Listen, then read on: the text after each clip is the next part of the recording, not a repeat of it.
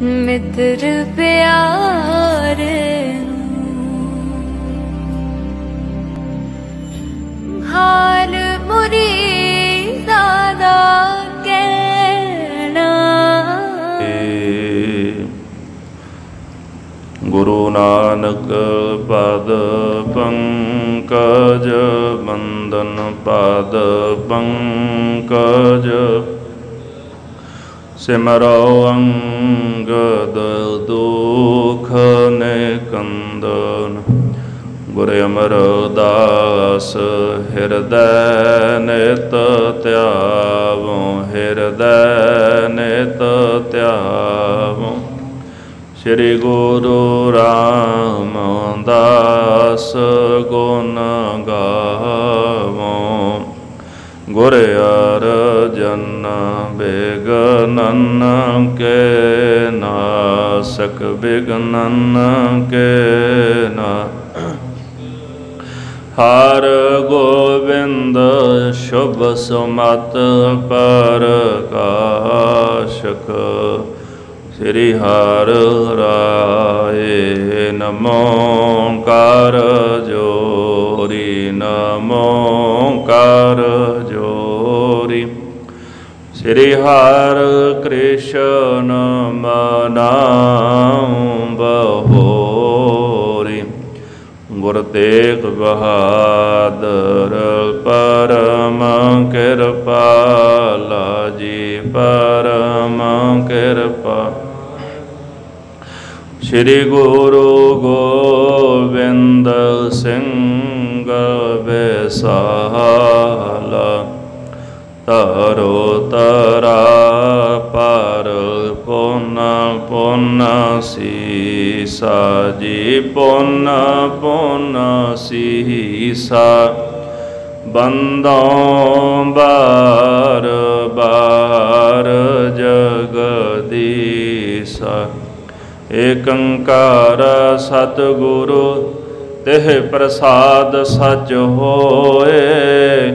वाहेगुरु जी की फतेह है विघ्न विनाशन सो।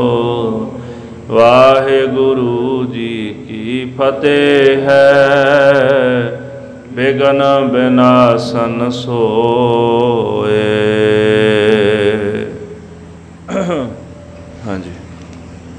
दोहरा जपते माझे देश में श्री गुरु ले आओ ताल।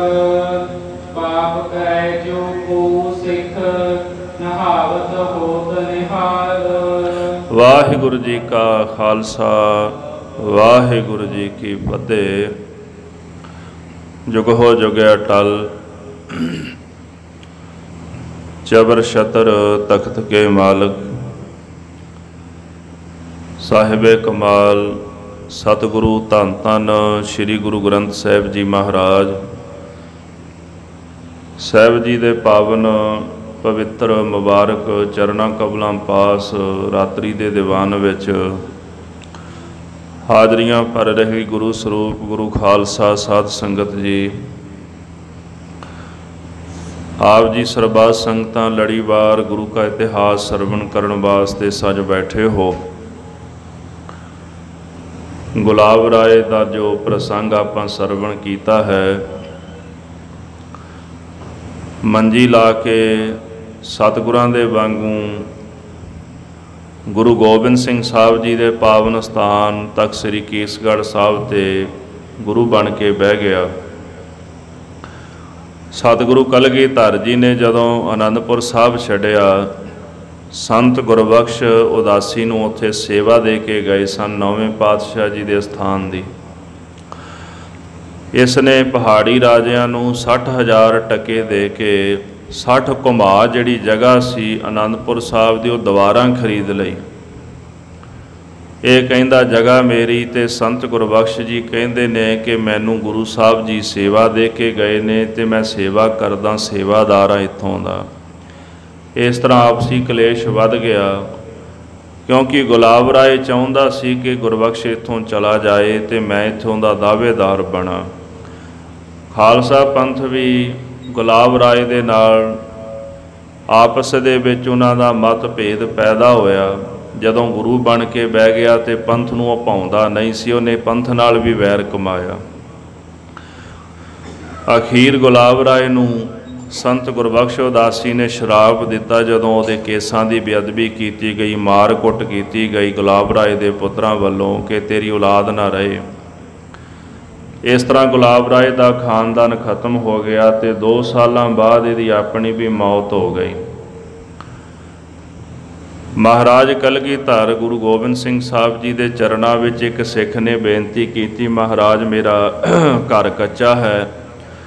ਸਤਿਗੁਰੂ ਕਹਿੰਦੇ ਜੇ ਘਰ ਕੱਚਾ ਪੱਕਾ ਚਾਹੀਦਾ ਤੇ ਪੁਰਾਣੇ ਨੂੰ ਅੱਗ ਲਾ ਦੇ। ਨੇ ਜਾ ਕੇ ਪੁਰਾਣੇ ਘਰ ਨੂੰ ਅੱਗ ਲਾਤੀ, ਫੂਕ ਦਿੱਤਾ। ਜਦੋਂ ਵਾਪਸ ਆਇਆ ਸਤਿਗੁਰਾਂ ਦੇ ਚਰਨਾਂ ਵਿੱਚ ਰਾਹ ਵਿੱਚ ਮਾਇਆ ਪਈ ਸੀ, ਉਹ ਮਾਇਆ ਲੱਭੀ, ਲਿਆ ਕੇ ਮਹਾਰਾਜ ਨੂੰ ਭੇਟ ਕੀਤੀ। ਸਤਿਗੁਰਾਂ ਨੇ ਉਹ ਮਾਇਆ ਦਿੱਤੀ, ਆਖਿਆ ਆਪਣਾ ਘਰ ਬਣਾ ਲੈ ਪੱਕਾ। ਵਾਪਸ ਗਿਆ, ਇਹਨੇ ਪੱਕਾ ਘਰ ਬਣਾਇਆ। ਜਦੋਂ ਇਹਨੇ ਆਪਣੀ ਛੰਨ ਸਾੜੀ ਸੀ, ਹੋਰ ਕਈਆਂ ਦੇ ਘਰ ਵੀ ਸੜ ਗਏ ਤੇ ਉਹਨਾਂ ਦੇ ਘਰ ਵੀ ਬਣਾ ਦਿੱਤੇ। ਸ਼ਹੀਦ ਕੌਣ ਹੁੰਦਾ ਹੈ, ਇਹਦੀ ਆਪਾਂ ਵਿਆਖਿਆ ਸਰਵਣ ਕਰ ਰਹੇ ਸੀ। ਮਹਾਰਾਜ ਨੇ ਅਨੰਦਪੁਰ ਸਾਹਿਬ ਕੌਤਕ ਜੋ ਵਰਤਾਇਆ ਹੈ। ਇੱਕ ਸਿੱਖ ਨੇ ਬਚਨ ਕਿਹਾ ਸਤਿਗੁਰਾਂ ਦੀ ਹਜ਼ੂਰੀ ਵਿੱਚ ਕਿ ਸਿੱਖਾਂ ਦੇ ਪੁੱਤਰ ਕੱਚੇ ਹੋ ਗਏ, ਸਿੱਖੀ ਛੱਡ ਗਏ ਨੇ। ਮਹਾਰਾਜ ਕਹਿੰਦੇ ਜਿਹੜੇ ਕੱਚੇ ਉਹ ਡੁੱਬ ਗਏ ਤੇ ਜਿਹੜੇ ਪੱਕੇ ਉਹ ਚੱਲ ਸੁੱਖ ਲੈ ਗਏ। ਖੰਡਾ ਹੱਥ ਵਿੱਚ ਲੈ ਕੇ ਕਲਗੀਧਰ ਦਸ਼ਮੇਸ਼ ਪਿਤਾ ਜੀ ਨੇ ਨਾਅਰਾ ਮਾਰਿਆ, ਸਿੱਖਾਂ ਦੀ ਪਰਖ ਕਰਨ ਵਾਸਤੇ 5 ਸਿੱਖਾਂ ਦੇ ਸੀਸ ਚਾਹੀਦੇ ਨੇ। ਕੋਈ ਉੱਥੋਂ ਭੱਜ ਗਿਆ, ਕੋਈ ਮਹਾਰਾਜ ਸਤਿਗੁਰਾਂ ਦੀ ਬਾਬਤ ਕਹਿਣ ਲੱਗਾ ਵੀ ਇਹ ਹਰੜੀ ਇਹ ਸਿਰੜੀ ਨੇ, ਭਾਵ ਬੜੇ ਹਠੀ ਨੇ, ਇਹਨਾਂ ਨੇ ਆਪਣਾ ਸਿਰੜ ਨਿਭਾਉਣਾ। ਜੇ ਸੀਸ ਮੰਗਿਆ ਤੇ ਸੀਸ ਲੈਣਗੇ। ਕਈ ਰਾਹ ਵਿੱਚੋਂ ਹੀ ਮੁੜ ਗਏ ਜਦੋਂ ਪਤਾ ਲੱਗਿਆ ਵੀ ਮਹਾਰਾਜ ਨੂੰ 5 ਸਿੱਖਾਂ ਦੇ ਸੀਸ ਚਾਹੀਦੇ ਨੇ। ਪਰ ਜਿਹੜੇ ਭਾਵਨਾ ਵਾਲੇ ਸਿੱਖ ਸਨ, ਜਿਨ੍ਹਾਂ ਨੇ ਅੰਮ੍ਰਿਤਸਰ ਸਾਹਿਬ ਦੇ ਪਾਵਨ ਸਰੋਵਰ ਵਿੱਚ ਇਸ਼ਨਾਨ ਕੀਤਾ ਹੈ, ਜਿਨ੍ਹਾਂ ਦੀਆਂ ਕੁੱਲਾਂ ਗੁਰੂ ਨਾਨਕ ਸਾਹਿਬ ਦੇ ਘਰ ਦੀ ਸੇਵਾ ਸੰਭਾਲ ਕਰਦੀਆਂ ਆ ਰਹੀਆਂ ਨੇ, ਔਰ ਸਤਿਗੁਰੂ ਸੱਚੇ ਪਾਤਸ਼ਾਹ ਮਹਾਰਾਜ ਕਲਗੀਧਰ ਦਸ਼ਮੇਸ਼ ਪਿਤਾ ਜੀ ਦੇ ਬਚਨਾਂ ਨੂੰ ਉਹਨਾਂ ਨੇ ਹਿਰਦੇ ਵਿੱਚ ਧਾਰਨ ਕਰਕੇ ਤੇ 7 ਬਚਨ ਆਖਿਆ ਹੈ। ਆਓ ਆਪਾਂ ਅਗਲਾ ਪ੍ਰਸੰਗ ਸਰਵਣ ਕਰੀਏ। ਮਨ ਬਿਰਤੀਆਂ ਇਕਾਗਰ ਕਰਨ ਵਾਸਤੇ ਸਰਬੱਤ ਸੰਗਤਾਂ ਜਪੋ ਜੀ। ਸਤਨਾਮ ਸ੍ਰੀ ਵਾਹਿਗੁਰੂ ਸਾਹਿਬ, ਸਤਨਾਮ ਸ੍ਰੀ ਵਾਹਿਗੁਰੂ ਸਾਹਿਬ ਜੀਓ।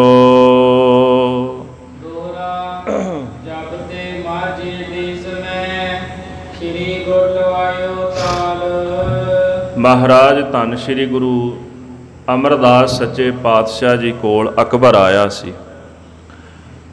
ਅਕਬਰ ਨੇ ਇੱਕ ਜਗੀਰ ਜਿਹੜੀ ਸੀ ਸਤਿਗੁਰਾਂ ਨੂੰ ਭੇਟ ਕੀਤੀ ਗੁਰੂ ਅਮਰਦਾਸ ਮਹਾਰਾਜ ਨੂੰ। ਗੁਰੂ ਅਮਰਦਾਸ ਮਹਾਰਾਜ ਕਹਿਣ ਲੱਗੇ ਵੀ ਸਾਨੂੰ ਇਹ ਜ਼ਮੀਨ, ਇਹ ਜਗ੍ਹਾ ਨਹੀਂ ਚਾਹੀਦੀ, ਵੀ ਸਾਨੂੰ ਇਹਦੀ ਜ਼ਰੂਰਤ ਨਹੀਂ। ਅਕਬਰ ਕਹਿੰਦਾ ਮਹਾਰਾਜ ਇੱਕ ਛੋਟੀ ਜਿਹੀ ਭੇਟਾ ਹੈ ਤੇ ਇਹ ਭੇਟਾ ਤੁਸੀਂ ਕਬੂਲ ਕਰ ਲਓ। ਗੁਰੂ ਅਮਰਦਾਸ ਮਹਾਰਾਜ ਨੇ ਭੇਟਾ ਲੈਣ ਤੋਂ ਇਨਕਾਰ ਕੀਤਾ।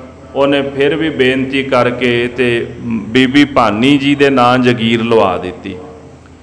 ਜਿਹੜੀ ਇਹ ਅੰਮ੍ਰਿਤਸਰ ਸਾਹਿਬ ਦੀ ਜਿੰਨੀ ਵੀ ਜਗ੍ਹਾ ਹੈ ਨਾ, ਇਹ ਅਕਬਰ ਨੇ ਭੇਟ ਕੀਤੀ ਸੀ ਗੁਰੂ ਅਮਰਦਾਸ ਮਹਾਰਾਜ ਨੂੰ, ਤੇ ਬੀਬੀ ਭਾਨੀ ਜੀ ਦੇ ਨਾਂ ਲਵਾ ਦਿੱਤੀ। ਉਹਨੇ ਆਖਿਆ ਮਹਾਰਾਜ ਇਹ ਤੁੱਛ ਭੇਟਾ ਆਇਆ, ਮੈਂ ਤੁਹਾਨੂੰ ਭੇਟ ਕਰਨ ਲੱਗਾ। ਜਦੋਂ ਦਰਸ਼ਨ ਕਰਨ ਆਇਆ ਸੀ ਗੁਰੂ ਅਮਰਦਾਸ ਮਹਾਰਾਜ ਨੇ ਇੱਥੇ ਧੰਨ ਗੁਰੂ ਰਾਮਦਾਸ ਮਹਾਰਾਜ ਜੀ ਨੂੰ ਭੇਜਿਆ ਵੀ ਜਾ ਕੇ ਤਾਲ ਦੀ ਸਰੋਵਰ ਦੀ ਸੇਵਾ ਕਰਾਓ। ਗੁਰੂ ਰਾਮਦਾਸ ਮਹਾਰਾਜ ਨੇ ਇੱਥੇ ਸਰੋਵਰ ਦੀ ਖੁਦਾਈ ਕਰਾਈ ਸੀ।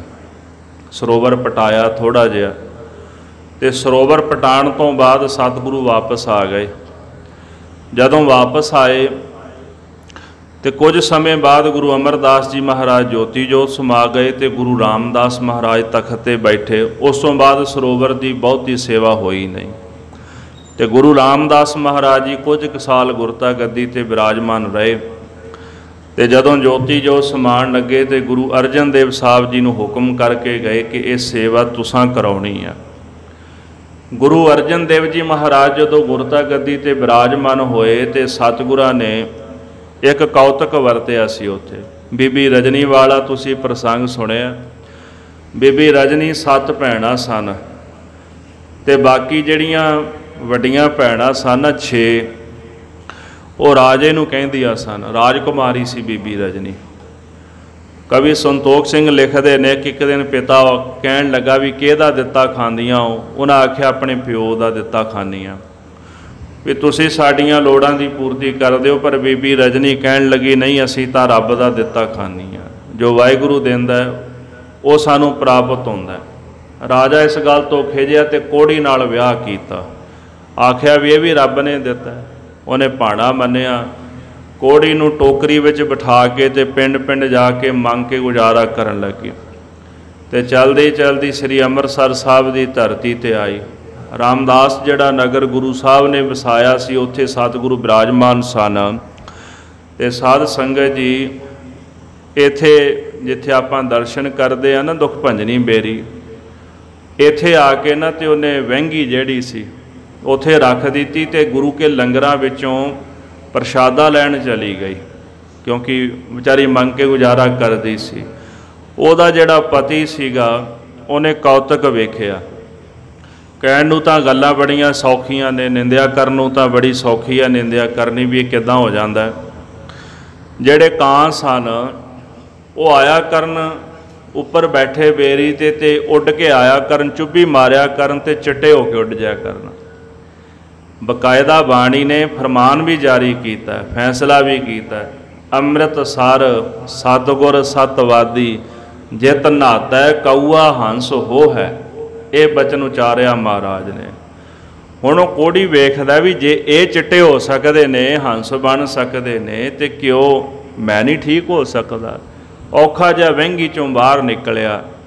ਉਹਨੇ ਆਪਣੇ ਦੋਨੇ ਹੱਥ ਜਦੋਂ ਜਲ ਵਿੱਚ ਪਾਏ ਨਾ, ਪਹਿਲਾਂ ਤੁਸੀਂ ਕਹਿ ਲਓ ਵੀ ਛੋਟਾ ਜਿਹਾ ਸਥਾਨ ਸੀ, ਛੋਟਾ ਜਿਹਾ ਤਾਲ ਸੀਗਾ, ਬਹੁਤਾ ਵੱਡਾ ਆਕਾਰ ਨਹੀਂ ਸੀਗਾ।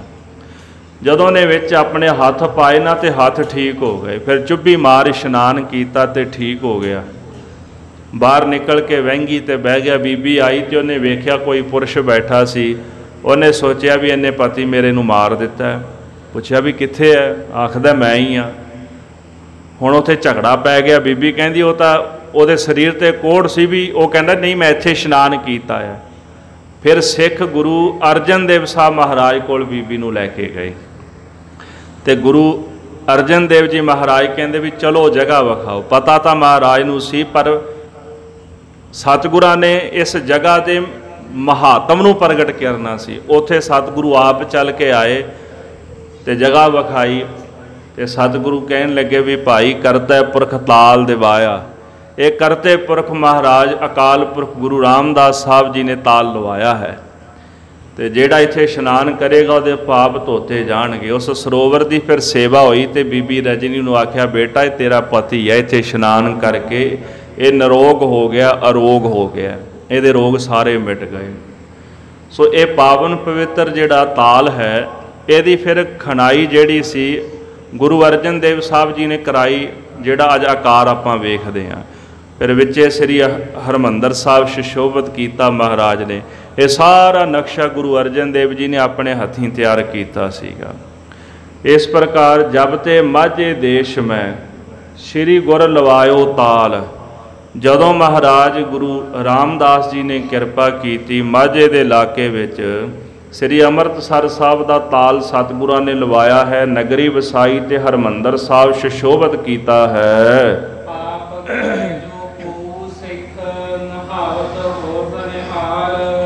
ਜੇਕਰ ਕਿਸੇ ਕੋਲੋਂ ਪਾਪ ਹੋ ਜਾਏ ਨਾ, ਤੇ ਜਦੋਂ ਸਿੱਖ ਜਾ ਕੇ ਉੱਥੇ ਇਸ਼ਨਾਨ ਕਰੇ ਤੇ ਉਹਦਾ ਪਾਪ ਉਤਰ ਜਾਂਦਾ ਹੈ। ਪਰ ਇੱਕ ਪੱਖ ਜ਼ਰੂਰ ਯਾਦ ਰੱਖਿਓ, ਪਾਪ ਹੋ ਜਾਣੇ, ਅਚਾਨਕ ਹੋ ਜਾਣੇ ਤੇ ਜਾ ਕੇ ਇਸ਼ਨਾਨ ਕਰੀਏ ਤੇ ਉਤਰ ਜਾਂਦੇ ਨੇ ਤੇ ਅੱਗੇ ਤੋਂ ਤੋਬਾ ਕਰ ਲਈਏ। ਪਰ ਜੇ ਜਾਣ ਬੁੱਝ ਕੇ ਪਾਪ ਕਰੀ ਜਾਣੇ ਤੇ ਨਾ ਜਾ ਕੇ ਫਿਰ ਇਸ਼ਨਾਨ ਕਰ ਲੈਣਾ, ਆਖੀਏ ਵੀ ਹੁਣ ਮੈਂ ਇਸ਼ਨਾਨ ਕਰ ਲਿਆ ਤੇ ਪਾਪ ਉਤਰ ਜਾਣਗੇ, ਫਿਰ ਗੁਰੂ ਨਹੀਂ ਬਖਸ਼ਦਾ, ਕਿਉਂਕਿ ਅਸੀਂ ਜਾਣ ਬੁੱਝ ਕੇ ਕਰ ਰਹੇ ਹਾਂ।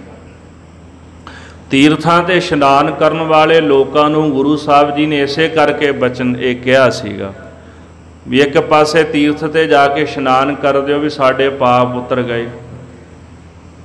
ਬਹੁਰ ਕਮਾਵੈ ਹੋਏ ਨਿਸੰਕ, फिर दोबारा निसंक हो के होर करन लग पैंदे ने। क्यों भी आपां जाके इशनान कर लैना फिर उतर जाने ने, कोई नहीं इशनान कर लवांगे तो पाप उतर जाणगे, उत्थे जाना तो फिर इशनान कर लेना। जिहड़ा गायत्री मंत्र सी ना सनातन मत दे विच बड़ा बली मंत्र सीगा, कीते होए पाप धो के रख दिंदा सी। भगत नामदेव जी ने उच्चारण किया ना, लैके टंगरी लैके लकड़ी टंगरी तोरी लांगत लांगत जाती थी। ਇਹਦਾ मतलब यही है पंक्ति का भी जदों वेख्या भी हुण गायत्री मंत्र पाप धो दिंदा है, हत्या की ब्राह्मण हत्या की तां भी पाप धोते गए। उन्होंने ये मंत्र दे विच ना मात्रा तोड़ दित्तियां, अधूरा मंत्र बना दिता भी कोई अज तो बाद ये मंत्र जपे पर उसदे पाप ना इदां धोते जाण। कारण की सी भी कलयुग के समय विच लोग पाप करया करनगे, गायत्री मंत्र जपया करनगे ते फिर पाप करया करनगे, फिर जप लिया करनगे। क्यों साडे धोते जाणगे पाप भी साडे कोल मंत्र है। लैके ठेंगा टंगरी तोरी, ठेंगा सोटे नूं कहिंदे ने। पंक्ति इस तरह, लैके ठेंगा टंगरी तोरी लांगत लांगत जाती थी। जदों वेख्या भी गायत्री मंत्र बलवान है तो उदों दलीलां तर्कां दा सोटा लैके ऋषि जी ने उहदे मंत्र जिहड़े सन विचों मात्रा सन मंत्र दियां कढ़ दित्तियां ते लंगड़ा कर दिता गायत्री मंत्र। इस करके जिहड़े तीर्थ ने उन्हां ते इशनान करन लोग जांदे ते महाराज ने यही तर्क दिता, बहुर कमावे होए निसंक, एक बार इशनान कर लिया भी उतर गए, मुड़ के फिर कमाने शुरू कर देते।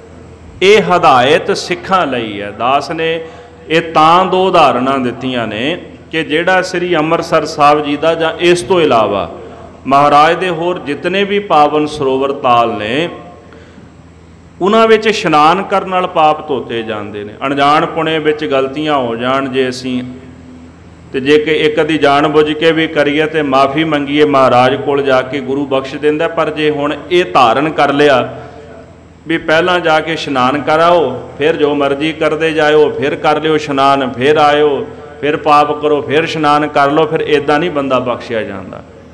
वो तो फिर असीं एक तरीका बना लिया ना रब कोल सच्चे होण दा। जिवें चर्च दे विच पादरी बैठा हुंदा जी, एक शीशा लग्या हुंदा दीवार दे पिछले पासे पादरी बैठा हुंदा भी वो शक्ल ना वेख सके भी जिहड़ा आउंदा है।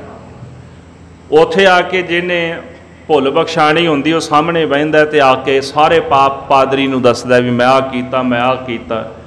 ते फिर वो कहंदा भी ठीक है तेरे गुनाह बख्शे गए सारे, भी तेरे पाप धोते गए, भी तू सारा कुछ दस दिता आके। वो फिर ये काम करते हैं, फिर आ जाते हैं फादर मैं आ कीता, मैं वो कीता, फलाना कीता, टमकाना कीता। वो फिर सारी जिंदगी यहीं चलता रहिंदा ना। पाप इदा तो नहीं ना धोते जाते भी जे तुसी पादरी नूं, पादरी भी तो एक जिवें ग्रंथी है, पुजारी हुंदा है, काजी हुंदा है, पंडित हुंदा है, पादरी भी फादर भी इस तरह ही हुंदा है। उहनूं सुनाण नाल थोड़ा पाप धोते जाने ने। इत्थे तां पाप भरिया मत पापा कै संग, ओह धोपै नावै कै रंग। नाम दे सदका ही धोते जाने ने पाप। इस करके जे असीं एक केवल रस्ता बना लिया भी पाप करो इशनान करो धोते जाणगे, इदा नहीं। जो कीते ने, जो गलतियां होईयां ने, अगे तो तोबा करके पाप करे जे कोऊ सिख। जेकर कोई सिख पाप कर ले जाने अनजाने, नहावत होत निहाल। जदों अमृतसर साहब दे सरोवर विच जांदा है ते इशनान करदा निहाल हो जांदा है, ਉਹਦੇ सारे पाप ਜਿਹੜੇ ने भाई उतर जाते हैं।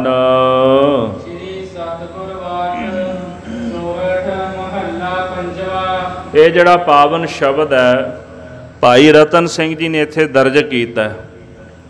राग सोरठ ते गुरु ग्रंथ साहब महाराज जी दे पावन 623 अंग ते सुशोभित है।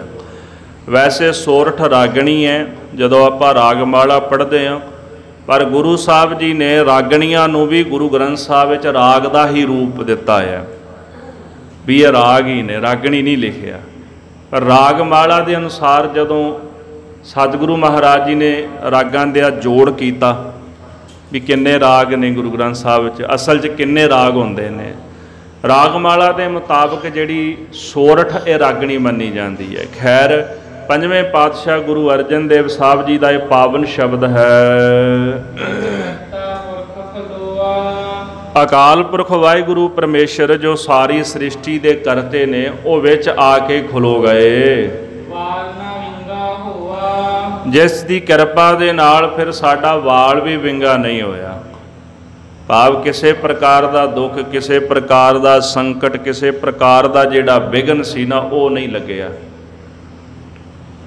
ਵਿਦਵਾਨਾਂ ਨੇ ਜਿਹੜੀ ਇਸ ਸ਼ਬਦ ਦੀ ਉਥਾਨਕਾ ਲਿਖੀ ਹੈ, ਉਥਾਨਕਾ ਵੀ ਕਦੋਂ ਉਚਾਰਿਆ ਮਹਾਰਾਜ ਨੇ ਸ਼ਬਦ, ਵੀ ਇਹਦੀ ਭੂਮਿਕਾ ਕੀ ਹੈ, ਪ੍ਰਸੰਗ ਕੀ ਹੈ। ਜਦੋਂ ਸਤਿਗੁਰੂ ਜੀ ਨੇ ਸ੍ਰੀ ਅੰਮ੍ਰਿਤਸਰ ਸਾਹਿਬ ਦੇ ਸਰੋਵਰ ਦੀ ਸੇਵਾ ਕਰਾਈ ਨਾ, ਤੇ ਪਹਿਲੀ ਵਾਰੀ ਮੀਂਹ ਪਿਆ ਜਦੋਂ, ਤੇ ਮੀਂਹ ਪੈਣ ਦੇ ਨਾਲ ਸਰੋਵਰ ਜਿਹੜਾ ਸੀਗਾ, ਸਰੋਵਰ ਦਾ ਜਲ, ਸਰੋਵਰ ਜਿਹੜਾ ਜਲ ਦੇ ਨਾਲ ਨੱਕੋ ਨੱਕ ਭਰ ਗਿਆ। ਕੁਝ ਦਿਨਾਂ ਬਾਅਦ ਹੌਲੀ ਹੌਲੀ ਜਲ ਸੁੱਕਣਾ ਸ਼ੁਰੂ ਹੋ ਗਿਆ। ਚਿੰਤਾ ਪੈ ਗਈ ਸੰਗਤਾਂ ਨੂੰ। ਸਿੱਖ ਬੇਨਤੀ ਕਰਦੇ ਨੇ, ਮਹਾਰਾਜ ਤਾਲ ਆਪ ਜੀ ਨੇ ਖਣਵਾਇਆ। ਮੀਂਹ ਪਿਆ ਸੀ ਤੇ ਜਲ ਦੇ ਨਾਲ ਨੱਕੋ ਨੱਕ ਭਰ ਗਿਆ, ਪਰ ਸਤਿਗੁਰੂ ਦੁਬਾਰਾ ਤਾਲ ਸਰੋਵਰ ਜਿਹੜਾ ਸੁੱਕਣਾ ਸ਼ੁਰੂ ਹੋ ਗਿਆ। ਸਤਿਗੁਰੂ ਕਹਿੰਦੇ, ਸਿੱਖੋ ਚਿੰਤਾ ਨਾ ਕਰੋ। ਸ੍ਰੀ ਅੰਮ੍ਰਿਤਸਰ ਸਾਹਿਬ ਦੇ ਸਰੋਵਰ ਤੋਂ ਪਹਿਲਾਂ ਇੱਕ ਹੋਰ ਸਰੋਵਰ ਖਣਵਾਇਆ ਗਿਆ, ਜਿਹੜਾ ਤਰਨ ਤਾਰਨ ਸਾਹਿਬ ਦਾ ਸਰੋਵਰ ਮਹਾਰਾਜ ਨੇ ਉਹਦੀ ਸੇਵਾ ਕਰਾਈ। ਫਿਰ ਇੱਕ ਸਰੋਵਰ ਸੀ ਸੰਤੋਖ ਸਰ, ਅੱਜ ਵੀ ਅੰਮ੍ਰਿਤਸਰ ਸਾਹਿਬ ਦੀ ਧਰਤੀ ਤੇ ਸੁਸ਼ੋਭਤ ਹੈ। ਇਹਦੇ ਵਿੱਚੋਂ ਸੰਤੋਖਾ ਜੋਗੀ ਨਿਕਲਿਆ ਸੀ। ਸੰਤੋਖ ਸਰ ਜਿਹੜਾ ਸਰੋਵਰ ਹੈ, ਜਦੋਂ ਪਟਵਾ ਰਹੇ ਸਨ ਤੇ ਯੋਗੀ ਨਿਕਲਿਆ, ਜਿਹੜਾ ਕਈ ਯੁੱਗਾਂ ਤੋਂ ਵਿੱਚ ਬੈਠਾ ਸੀ ਮੱਠ ਦੇ ਵਿੱਚ, ਉਹਦੇ ਨਾਂ ਤੇ ਇਹ ਰੱਖਿਆ ਗਿਆ। ਸਤਿਗੁਰੂ ਕਹਿਣ ਲੱਗੇ ਵੀ ਸਿੱਖੋ ਇਸ ਤਰ੍ਹਾਂ ਕਰੋ ਵੀ ਸੰਤੋਖ ਸਰ ਜਿਹੜਾ ਤਾਲ ਹੈ ਨਾ, ਉਹਦੇ ਹੇਠਲੇ ਪਾਸੋਂ ਉਹਦੀ ਮਿੱਟੀ ਕੱਢ ਕੇ ਲਿਆਓ। ਉਸ ਸਰੋਵਰ ਦੀ ਮਿੱਟੀ ਕੱਢੀ ਗਈ ਹੇਠੋਂ, ਤੇ ਮਿੱਟੀ ਕੱਢ ਕੇ ਲਿਆ ਕੇ, ਤੇ ਜਿਹੜਾ ਸ੍ਰੀ ਅੰਮ੍ਰਿਤਸਰ ਸਾਹਿਬ ਦਾ ਸਰੋਵਰ ਹੈ ਨਾ, ਇਹਦਾ ਹੇਠਲਾ ਜਿਹੜਾ ਤਲ ਹੈ, ਉਸ ਤਲ ਦੇ ਉੱਤੇ ਮਿੱਟੀ ਵਿਛਾਈ ਗਈ। ਜਦੋਂ ਮਿੱਟੀ ਵਿਛਾਈ ਤੇ ਸਤਿਗੁਰੂ ਕਹਿੰਦੇ ਅੱਜ ਤੋਂ ਬਾਅਦ ਨਹੀਂ ਸੁੱਕਦਾ। ਉਸ ਤੋਂ ਬਾਅਦ ਸ੍ਰੀ ਅੰਮ੍ਰਿਤਸਰ ਸਾਹਿਬ ਦਾ ਜਿਹੜਾ ਪਾਵਨ ਸਰੋਵਰ, ਉਹਦਾ ਜਲ ਕਦੇ ਨਹੀਂ ਸੁੱਕਿਆ। ਬੜੀ ਵੱਡੀ ਖੇਡ ਹੈ ਨਾ। ਸਰੋਵਰ ਦਾ ਨਾਂ ਸੰਤੋਖ ਸਰ। ਉਸ ਸਰੋਵਰ ਦੀ ਮਿੱਟੀ ਲਿਆ ਕੇ ਸਰੋਵਰ ਵਿੱਚ ਪਾਈ, ਤੇ ਸਤਿਗੁਰੂ ਨੇ ਐਗਜ਼ਾਮਪਲ ਦਿੱਤੀ ਸਿੱਖਾਂ ਨੂੰ ਕਿ ਜਦੋਂ ਹਿਰਦੇ ਵਿੱਚ ਸੰਤੋਖ ਆ ਜਾਏ ਤੇ ਮਨੁੱਖ ਅੰਦਰੋਂ ਰੱਜ ਜਾਂਦਾ ਹੈ। ਸੰਤੋਖ ਸਰ ਦੇ ਮਿੱਟੀ ਦੇ ਨਾਲ ਇਹ ਸਰੋਵਰ ਦੀ ਧਰਤੀ ਜਿਹੜੀ ਰੱਜ ਗਈ ਹੈ, ਤ੍ਰਿਪਤ ਹੋ ਗਈ ਹੈ। ਤੇਰਾ ਹਿਰਦਾ ਵੀ ਇਨਬਿਨ ਇਸੇ ਪ੍ਰਕਾਰ ਤ੍ਰਿਪਤ ਹੋਣਾ ਚਾਹੀਦਾ ਹੈ। ਸੋ ਇਸ ਕਰਕੇ ਉਦੋਂ ਇਹ ਸ਼ਬਦ ਮਹਾਰਾਜ ਨੇ ਉਚਾਰਿਆ। ਦੂਜੀ ਉਥਾਨਕਾ ਇਹ ਵੀ ਦੱਸੀ ਜਾਂਦੀ ਹੈ ਕਿ ਜਦੋਂ ਸਤਿਗੁਰਾਂ ਨੇ ਸ੍ਰੀ ਹਰਿਮੰਦਰ ਸਾਹਿਬ ਦੇ ਪਾਵਨ ਪਵਿੱਤਰ ਸਥਾਨ ਦੀ ਸੇਵਾ ਕਰਾਈ ਨਾ, ਜਦੋਂ ਅਕਾਲ ਪੁਰਖ ਆਏ, ਸੰਤਾਂ ਕੇ ਕਾਰਜ ਆਪ ਖਲੋਇਆ, ਹਰ ਕੰਮ ਕਰਾਵਣ ਆਇਆ ਰਾਮ, ਧਰਤ ਸੁਹਾਵੀ ਤਾਲ ਸੁਹਾਵਾ, ਵਿੱਚ ਅੰਮ੍ਰਿਤ ਜਲ ਛਾਇਆ ਰਾਮ। ਉਦੋਂ ਇਹ ਵੀ ਸ਼ਬਦ ਮਹਾਰਾਜ ਨੇ ਉਚਾਰਨ ਕੀਤਾ ਹੈ। ਤਾਂ ਕਹਿ ਰਹੇ ਨੇ ਵਿੱਚ ਕਰਤਾ ਪੁਰਖ ਖਲੋਆ। ਅਕਾਲ ਪੁਰਖ ਵਾਹਿਗੁਰੂ ਪਰਮੇਸ਼ਰ ਜੀ ਇਸ ਕਾਰਜ ਵਿੱਚ ਆਪ ਆ ਕਰਕੇ ਖਲੋ ਗਏ, ਜਿਨ੍ਹਾਂ ਦੀ ਕਿਰਪਾ ਦੇ ਨਾਲ ਫਿਰ ਸਾਡਾ ਵਾਲ ਵੀ ਵਿੰਗਾ ਨਹੀਂ ਹੋਇਆ। ਮੱਜਣ ਦਾ ਆਖਰੀ ਅਰਥ ਹੈ ਇਸ਼ਨਾਨ। ਅਕਾਲ ਪੁਰਖ ਦੀ ਕਿਰਪਾ ਨਾਲ, ਸਤਿਗੁਰੂ ਸਾਹਿਬ ਜੀ ਦੀ ਕਿਰਪਾ ਨਾਲ ਜਦੋਂ ਅਸੀਂ ਸਰੋਵਰ ਵਿੱਚ ਇਸ਼ਨਾਨ ਕੀਤਾ, ਤੇ ਸਾਡਾ ਕੀਤਾ ਹੋਇਆ ਇਸ਼ਨਾਨ ਜਿਹੜਾ ਗੁਰੂ ਦੀ ਕਿਰਪਾ ਨਾਲ ਰਾਸ ਆ ਗਿਆ ਹੈ। ਇਹਦਾ ਥੋੜਾ ਜਿਹਾ ਮੈਂ ਅੰਤਰੀਵੀ ਅਰਥ ਦਾ ਵੀ ਖੁਲਾਸਾ ਕਰਦਿਆਂ, ਹਰ ਇੱਕ ਸ਼ਬਦ ਦਾ ਅੰਤਰੀਵੀ ਭਾਵ ਵੀ ਹੁੰਦਾ। ਜਿੱਥੇ ਅੱਖਰੀ ਅਰਥ ਨੇ, ਨਾਲ ਉਹਦੇ ਅੰਤਰੀਵੀ ਅਰਥ ਵੀ ਨੇ। ਵਿੱਚ ਕਰਤਾ ਪੁਰਖ ਖਲੋਆ, ਜੋ ਕਰਤਾ ਪੁਰਖ ਅਕਾਲ ਪੁਰਖ ਹੈ, ਜਦੋਂ ਸਾਡੇ ਹਿਰਦੇ ਦੇ ਘਰ ਦੇ ਵਿੱਚ ਆ ਕਰਕੇ ਖਲੋ ਗਿਆ, ਭਾਵ ਹਿਰਦੇ ਦੇ ਘਰ ਦੇ ਵਿੱਚ ਵਸ ਗਿਆ। ਜਾ ਕੇ ਹਿਰਦੈ ਵਸਿਆ ਤੂੰ ਕਰਤੇ। ਜਦੋਂ ਹਿਰਦੇ ਵਿੱਚ ਉਹ ਕਰਤਾ ਵਸ ਗਿਆ, ਫਿਰ ਵਾਲ ਨਾ ਵਿੰਗਾ ਹੋਆ। ਫਿਰ ਵਿਸ਼ੇ ਵਿਕਾਰ ਆਦਿਕ ਜਿਹੜੇ ਨੇ, ਉਹ ਸਾਡਾ ਵਾਲ ਵੀ ਵਿੰਗਾ ਨਹੀਂ ਕਰ ਸਕੇ। ਕਾਮ ਕ੍ਰੋਧ ਲੋਭ ਮੋਹ ਅਹੰਕਾਰ ਜਿਹੜਾ ਆਦਿਕ ਇਹ ਵਿਕਾਰ ਸਨ, ਗੁਰੂ ਨੇ ਇਹਨਾਂ ਤੋਂ ਸਾਡਾ ਖਹਿੜਾ ਛੁਡਾ ਲਿਆ। ਮੱਜਨ ਗੁਰ ਆਂਦਾ ਰਾਸੇ, ਸਤ ਸੰਗਤ ਰੂਪੀ ਜਿਹੜਾ ਸਰੋਵਰ ਹੈ, ਇਹਦੇ ਵਿੱਚ ਅਸਾਂ ਇਸ਼ਨਾਨ ਕੀਤਾ। ਇਹ ਸਾਡਾ ਇਸ਼ਨਾਨ ਗੁਰੂ ਨੇ ਰਾਸ ਕਰ ਦਿੱਤਾ ਹੈ। ਤੇ ਸਾਹਿਬ ਜੀ ਫਰਮਾਨ ਕਰਦੇ ਨੇ, ਹਰ ਹਰ ਜਪ ਹਰ ਹਰ ਕਿਲ ਵਿਖ ਨਾਸੇ। ਇਸ ਪਾਵਨ ਸਤ ਸੰਗਤ ਸਰੋਵਰ ਵਿੱਚ ਇਸ਼ਨਾਨ ਕਰਨ ਦੇ ਨਾਲ ਸਾਥੇ ਬਹਿ ਕੇ ਜਿਹੜਾ ਨਾਮ ਜਪਣਾ ਨਾ, ਵਾਹਿਗੁਰੂ ਵਾਹਿਗੁਰੂ ਕਰਨਾ, ਗੁਰੂ ਕੀ ਕੀਰਤ ਕਰਨੀ, ਗੁਰੂ ਕੀ ਮਹਿਮਾ ਕਰਨੀ, ਇਹ ਹੈ ਨਾਮ ਜਪਣਾ। ਜਿਨ੍ਹਾਂ ਨੇ ਸਤ ਸੰਗਤ ਵਿੱਚ ਬਹਿ ਕੇ ਨਾਮ ਜਪਿਆ ਹੈ, ਹਰੀ ਹਰੀ ਜਪਣ ਨਾਲ, ਵਾਹਿਗੁਰੂ ਵਾਹਿਗੁਰੂ ਜਪਣ ਦੇ ਨਾਲ ਉਹਨਾਂ ਦੇ ਕੀਤੇ ਹੋਏ ਜਿਹੜੇ ਜ਼ਹਿਰ ਰੂਪ ਪਾਪ ਸਨ ਉਹ ਵੀ ਨਾਸ਼ ਹੋ ਗਏ। ਸੰਤੋ ਰਾਮਦਾਸ ਸਰੋਵਰ ਨੀਕਾ। ਹੇ ਸੰਤ ਜਨੋ, ਗੁਰੂ ਰਾਮਦਾਸ ਮਹਾਰਾਜ ਜੀ ਦਾ ਪਾਵਨ ਪਵਿੱਤਰ ਬਣਾਇਆ ਹੋਇਆ ਜਿਹੜਾ ਤਾਲ ਹੈ ਨਾ ਸ੍ਰੀ ਅੰਮ੍ਰਿਤਸਰ ਸਾਹਿਬ ਦਾ, ਨੀਕਾ ਕਹਿੰਦੇ ਨੇ ਵੀ ਇਹ ਚੰਗਾ ਸ੍ਰੇਸ਼ਟ ਹੈ। ਇਸ ਤਾਲ ਜਿਹੜਾ ਬੜਾ ਉੱਤਮ ਤਾਲ ਹੈ। ਜੋ ਨਾਵੇ ਸੋ ਕੁਲ ਤਰਾਵੇ, ਉਧਾਰ ਹੋਆ ਹੈ ਜੀ ਕਾ। ਜਿਹੜਾ ਇਸ ਸਰੋਵਰ ਵਿੱਚ ਇਸ਼ਨਾਨ ਕਰਦਾ ਹੈ, ਜੋ ਨਹਾਵੇ ਸੋ ਕੁਲ ਤਰਾਵੇ, ਉਹ ਆਪਣੀ ਕੁਲ ਵੀ ਤਾਰ ਕੇ ਲੈ ਜਾਂਦਾ ਹੈ। ਇਸ ਪਾਵਨ ਸਰੋਵਰ ਵਿੱਚ ਇਸ਼ਨਾਨ ਕਰਨ ਨਾਲ ਉਧਾਰ ਹੋਆ ਹੈ ਜੀ ਕਾ, ਉਸ ਜੀਵ ਦਾ ਵੀ ਉਧਾਰ ਹੋ ਜਾਂਦਾ ਹੈ, ਉਹਦੀ ਆਤਮਾ ਦਾ ਉਧਾਰ ਹੋ ਜਾਂਦਾ ਹੈ ਜਿਹੜਾ ਇਹਦੇ ਵਿੱਚ ਇਸ਼ਨਾਨ ਕਰਦਾ। ਆਪ ਵੀ ਤਰਦਾ, ਕੁੱਲਾਂ ਵੀ ਤਾਰ ਲੈਂਦਾ।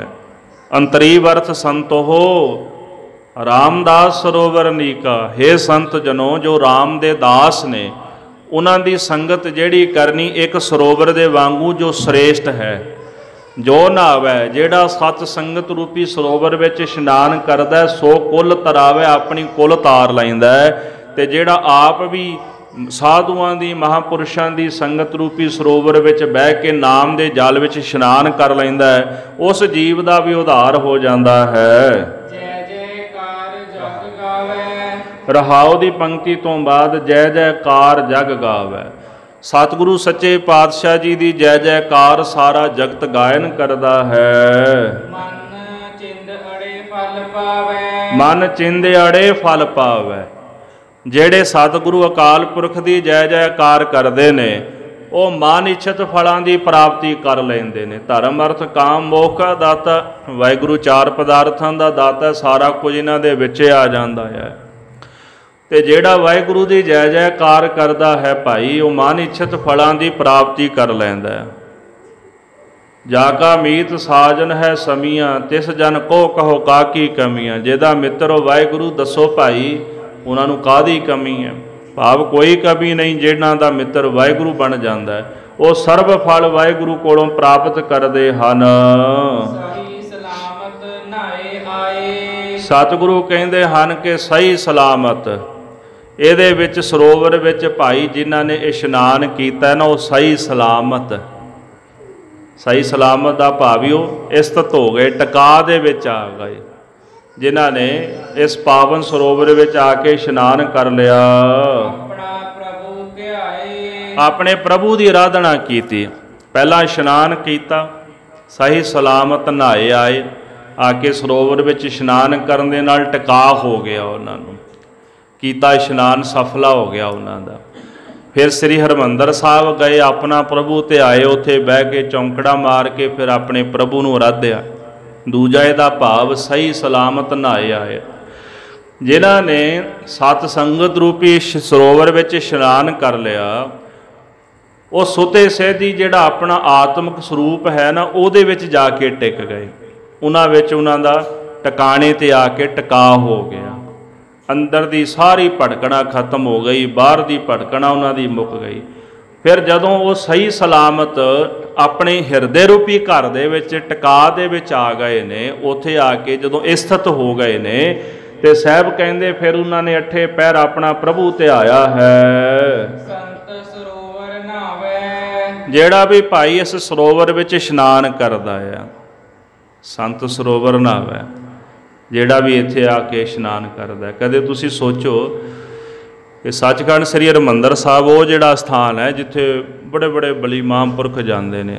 ਦੁਨੀਆ ਦਾ ਤੁਹਾਨੂੰ ਇੱਕੋ ਸਥਾਨ ਮਿਲੇਗਾ ਜਿਸ ਸਥਾਨ 'ਤੇ ਹਰ ਇੱਕ ਇੱਟ ਉੱਤੇ ਜਿੱਥੇ ਸ਼ਹੀਦਾਂ ਦੇ ਸੀਸ ਲੱਗੇ ਨੇ, ਜਿੱਥੇ ਹਰ ਇੱਕ ਕਦਮ ਕਦਮ 'ਤੇ ਬੰਦਗੀ ਵਾਲੀਆਂ ਰੂਹਾਂ ਵੱਡੇ ਵੱਡੇ ਮਹਾਂਪੁਰਸ਼ ਬਿਰਾਜਦੇ ਨੇ। ਸ੍ਰੀ ਹਰਿਮੰਦਰ ਸਾਹਿਬ ਜਦੋਂ ਵੀ ਚਲੇ ਜਾਓ ਉੱਥੇ ਬੰਦਗੀਆਂ ਵਾਲੀਆਂ ਰੂਹਾਂ ਹੀ ਬਿਰਾਜਦੀਆਂ ਨੇ। एक समय किते एक अद्धी कोई रूह हो सकती किते बिराजदी होवे, पर श्री हरमंदर साहब अठे पैर नाम जपण वालियां रूहां बिराजदियां ने। इस करके भाई जेड़े भी जन संत जन जाके इस सरोवर विच इशनान करदे हन, सो जन वो जेड़े जन परम गति की प्राप्ति कर लेंदे हन, उन्हां दी कल्याणता हो जाती है। भाई जो अकाल पुरख है ना मरदा है ना आउंदा है ना जाउंदा है। आण जाण तो भाव है जी ना वो जन्मदा है ना मरदा, अजन्म है अमਰਨ है। कलगीधर जी श्री जाप साहब विच लिखदे कि वाहिगुरु ना जमदा ते ना ही मरदा है। फिर ऐसे अकाल पुरख वाहिगुरु परमेश्वर का नाम असीं ध्याया है, गुरु अर्जन देव जी कहते। तो याद रखो जिन्हों ने ऐसे अकाल पुरख का नाम जपया वो भी जम्मण ते मरण तो रहत हो गए हैं। ये ब्रह्म दी विचार है, ब्रह्म जो व्यापक है, जरे जरे विच वसदा है, परे तो परे है, विशाल है, जिसदा अंत नहीं कोई पैंदा। ऐसे ब्रह्म की जिहड़ी ये विचार असां दसी है इस पावन शब्द विच, जिहड़ा इस नूं जाणदा है ये ब्रह्म की विचार कौन जानदा भाई? जिहदे उपर भगवान अकाल पुरख वाहिगुरु दयालु हो जाए, जिहदे उपर परमेश्वर बख्शिश कर दे, ब्रह्म की विचार केवल उही जान सकदा। ब्रह्म नूं विख्यान करना, ब्रह्म नूं कहना सौखा है, असल दे विच ब्रह्म नूं जानना औखा है भी ब्रह्म है कि। व्याख्या करने वाला चलो पुस्तक पढ़ के व्याख्या कर देगा, जिन्ना कि किसी लिख दिता उन्ना को बोल देगा। असल विच ब्रह्म है कैसा कि उस वाहिगुरु दा ब्रह्म दा रूप कदे किसे वेख्या, कदे उन्होंने महसूस किसे कीता है भी कैसा है, वो कोई नहीं जानता। ते जेड़ा उन्होंने जानदा ब्रह्म नूं, वो ब्रह्म की व्याख्या जरूर करता है, पर जेड़ा ब्रह्म तक पहुँचया नहीं हले वो ब्रह्म नूं जान नहीं सकता। जिन्हां ब्रह्म नूं बयान कीता, एग्जाम्पल के तौर पर गुरु ग्रंथ साहब महाराज ब्रह्म की व्याख्या करते हैं, पर साडी सोच ही नहीं उत्थे ताईं पहुँचती। सतगुरु तां ब्रह्म की व्याख्या कर रहे हैं, पर असीं ब्रह्म तक हले पहुँचे नहीं। असीं केवल सुन सकने हैं जो गुरु ग्रंथ साहब महाराज सानूं दस रहे हैं।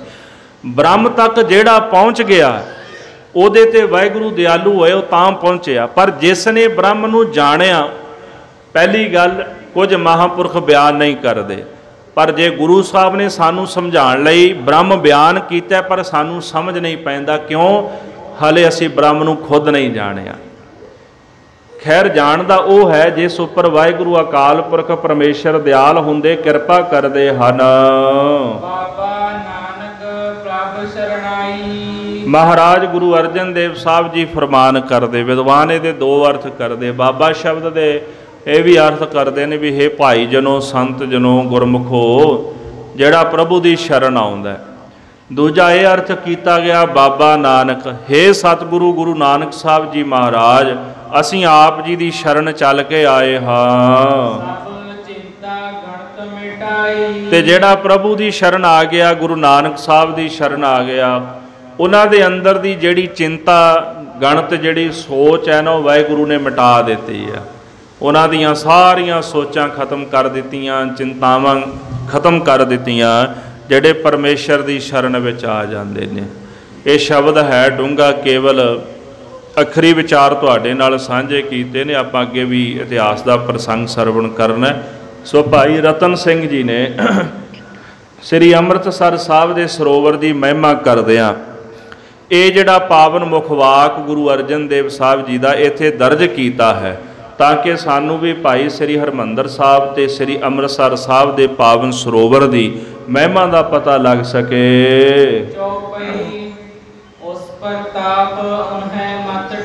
भाई जिहड़े गुरु के खालसे ने, उन्होंने श्री अमृतसर साहब के पावन सरोवर विच इशनान करके ते गुरु रामदास सच्चे पातशाह जी के घर दे विचों श्रेष्ठ मत प्राप्त की है। प्यार वाले सिंघां दे अंदरों जिहड़ी कायरता है ना, जिहड़ा डर है, डरपोकपुणा, उन्हां दे अंदरों खत्म हो गया है। ਜਿਹੜਾ ਵੀ ਜਾ ਕੇ ਅੰਮ੍ਰਿਤਸਰ ਸਾਹਿਬ ਦੇ ਪਾਵਨ ਸਰੋਵਰ ਵਿੱਚ ਇਸ਼ਨਾਨ ਕਰਦਾ ਹੈ, ਉਹਦੇ ਅੰਦਰ ਦੀ ਦਿਲ ਦੀ ਜਿਹੜੀ ਮੈਲ ਹੈ ਉਹ ਧੋਤੀ ਜਾਂਦੀ ਹੈ। ਹਿਰਦਾ ਉੱਜਲ ਹੋ ਜਾਂਦਾ। ਬਾਣੀ ਵੀ ਪੜ੍ਹਦੇ ਨਾ, ਇਸ਼ਨਾਨ ਕਰਨ ਨਾਲ ਪਾਪ ਧੋਤੇ ਜਾਂਦੇ ਨੇ, ਹਿਰਦਾ ਉੱਜਲ ਹੋ ਜਾਂਦਾ ਹੈ। ਨਾਮ ਜਪਦੇ ਨੇ ਤੇ ਇਸ ਪ੍ਰਕਾਰ ਨਾਲ ਉਹਨਾਂ ਦੇ ਅੰਦਰ ਸ੍ਰੇਸ਼ਟ ਬੁੱਧੀ ਜਿਹੜੀ ਉਹ ਪੈਦਾ ਹੋ ਜਾਂਦੀ, ਗੁਰਮਤਿ ਦਾ ਪ੍ਰਕਾਸ਼ ਹੋ ਜਾਂਦਾ ਹੈ। ਇਸ ਪ੍ਰਕਾਰ ਜਿਹੜੇ ਮਾਝੇ ਦੇ ਰਹਿਣ ਵਾਲੇ ਸਿੱਖ ਨੇ ਤੇ ਹੋਰ ਜਿਹੜੇ ਮਹਾਰਾਜ ਦੇ ਪ੍ਰੇਮੀ ਸਿੱਖ ਨੇ, ਉਹਨਾਂ ਨੇ ਸ੍ਰੀ ਅੰਮ੍ਰਿਤਸਰ ਸਾਹਿਬ ਦੀ ਭਾਈ ਇਸ ਤਰ੍ਹਾਂ ਮਹਿਮਾ ਸੁਣੀ ਹੋਈ ਹੈ। ਐਸੇ ਜਿਹੜੇ ਸਿੱਖ ਜਿਨ੍ਹਾਂ ਨੇ ਸਤਿਗੁਰਾਂ ਦੀ ਮਹਿਮਾ ਸੁਣੀ, ਕਲਗੀਧਰ ਦਸ਼ਮੇਸ਼ ਪਿਤਾ ਜੀ ਦੇ ਚਰਨਾਂ ਵਿੱਚ ਚੱਲ ਕੇ ਆਏ ਹਨ। ਇਹੋ ਜਿਹੇ ਪ੍ਰੇਮ ਵਾਲੇ ਸਿੱਖ ਸਨ ਵੀ ਇੱਕ ਦੂਜੇ ਦੇ ਅੱਗੇ ਹੋ ਕੇ ਖੜਨਾ ਚਾਹੁੰਦੇ ਨੇ, ਇੱਕ ਦੂਜੇ ਦੇ ਮੂਹਰੇ ਹੁੰਦੇ ਨੇ। ਜਦੋਂ ਮਹਾਰਾਜ ਨੇ 5 ਸੀਸ ਮੰਗੇ ਨਾ, ਇੱਕ ਦੂਜੇ ਦੇ ਮੂਹਰੇ ਹੋ ਕੇ ਖੜਦੇ, ਮਹਾਰਾਜ ਸਾਡਾ ਸੀਸ ਲੈ ਲਓ, ਸਾਡਾ ਸੀਸ ਲੈ ਲਓ। ਬਹੁਤ ਸਾਰੇ ਸਿੱਖ ਆਪਣਾ ਸੀਸ ਕਟਾ ਕੇ ਉੱਥੇ ਮਰਨਾ ਚਾਹੁੰਦੇ ਹਨ। ਕਹਿੰਦੇ ਮਰੋ ਤੋਂ ਹਰ ਕੈ ਦੁਆਰ, ਹਰੀ ਦੇ ਦਰ ਤੇ ਮਰਨਾ ਚਾਹੁੰਦੇ ਹਾਂ।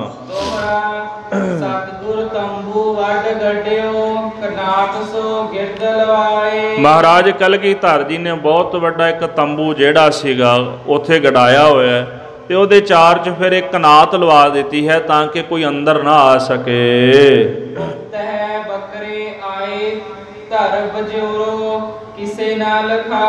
ਇਸ ਤਰ੍ਹਾਂ ਮਹਾਰਾਜ ਨੇ ਉਹ ਜਿਹੜਾ ਪਾਵਨ ਤੰਬੂ ਲਵਾ ਕੇ ਅਸਥਾਨ ਤੇ ਸ੍ਰੀ ਕੇਸਗੜ੍ਹ ਸਾਹਿਬ ਤੇ ਅੰਦਰ ਜਿਹੜੇ ਸਿੰਘ ਸਨ, ਮਹਾਰਾਜ ਅੰਦਰ ਸਿੰਘਾਂ ਨੂੰ ਲੈ ਗਏ। ਜਦੋਂ ਉਹਨਾਂ ਦੇ ਸੀਸ ਲਏ ਤੇ ਇਹ ਗੁਪਤ ਬਿਓਰਾ ਸੀ ਜਿਹੜਾ ਬਾਹਰ ਕਿਸੇ ਨੂੰ ਮਹਾਰਾਜ ਨੇ ਪ੍ਰਗਟ ਨਹੀਂ ਕਰਕੇ ਦੱਸਿਆ, ਭਾਵ ਸੀਸ ਕਿਸੇ ਦੇ ਸਾਹਮਣੇ ਨਹੀਂ ਲਏ, ਅੰਦਰ ਤੰਬੂ ਵਿੱਚ ਲਿਜਾ ਕੇ ਮਹਾਰਾਜ ਨੇ ਸਿੱਖਾਂ ਦੇ ਸੀਸ ਲਏ ਹਨ।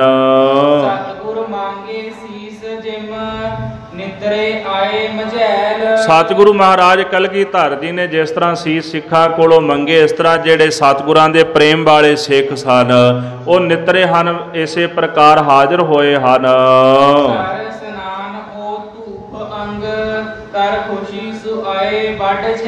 ਉਹਨਾਂ ਸਿੱਖਾਂ ਨੂੰ ਇਸ਼ਨਾਨ ਕਰਾਇਆ, ਉਹਨਾਂ ਦੇ ਸਰੀਰ ਨੂੰ ਧੂਪ ਆਦਿਕ ਦਿੱਤੀ, ਅਤਰ ਛਿੜਕਿਆ ਗਿਆ, ਸੁਗੰਧੀਆਂ ਛਿੜਕੀਆਂ ਤੇ ਸੁੰਦਰ ਨੀਲੇ ਵਸਤਰ ਪਹਿਨਾ ਕੇ ਤਿਆਰ ਬਰ ਤਿਆਰ ਮਹਾਰਾਜ ਨੇ ਉਹਨਾਂ ਨੂੰ ਕੀਤਾ ਹੈ।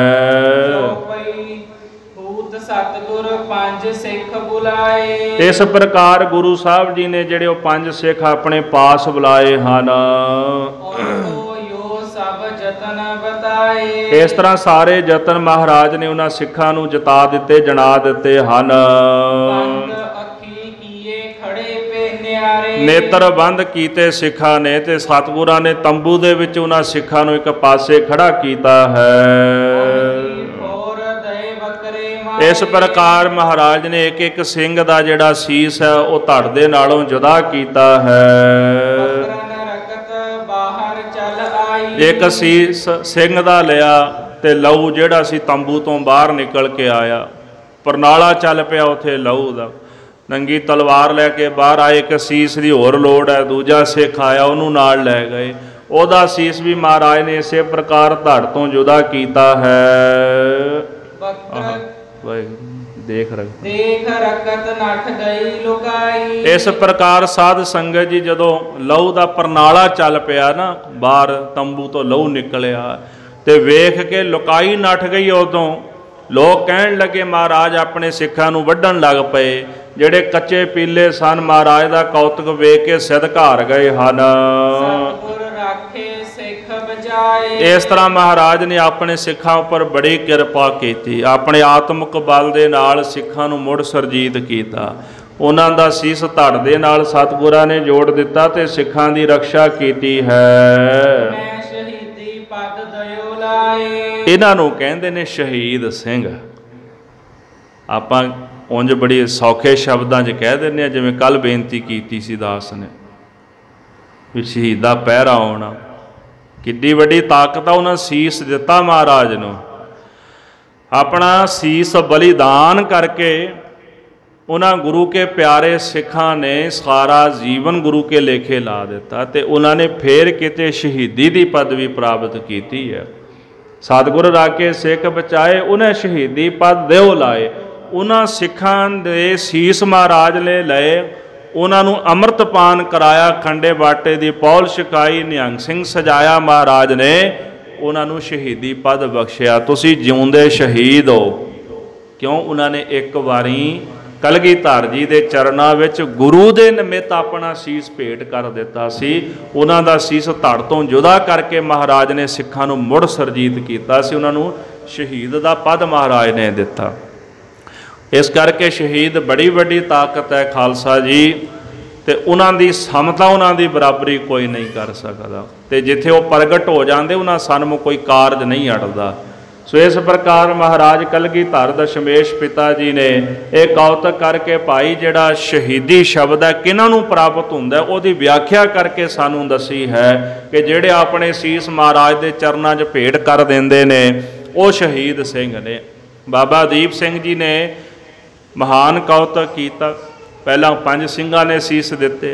हर एक सिख दे कोले ताकत है। बाबा दीप सिंह जी ने अरदास की सी, धड़ दे नालों सीस जुदा हो गया तो अपनी तली ते हत्थ ते सीस रख के ते अपने हाथ में खंडा फड़ के वैरियां दे नाल लड़े ते श्री अमृतसर साहब आके परिक्रमा में सीस उन्हां भेंट किया। उन्होंने कहते शहीद, जिउंदे शहीद ने जिन्होंने कोई मार ना सके। तुरक नवाब कहता अगे वधो, क्यों नहीं मारते सिखां नूं? जदों जंग हुंदा सी बाबा जी लड़ते सन, कहते महाराज मारिए किहनूं? उत्थे तां जिन्हां नूं मारिया वो भी लड़ते पे ने, उन्होंने सीस तली ते रखे हुए ने ते जंग करते, फिर मारिए किहनूं असीं? इहो जिहा कौतक करन वाले सिंघां नूं शहीद आखदे हन। तोहरा मेहर सिंह एक सिंह हूतो, दिल्ली मध कुम्हार। भाई मेहर सिंह जी जात करके कुम्हार सन।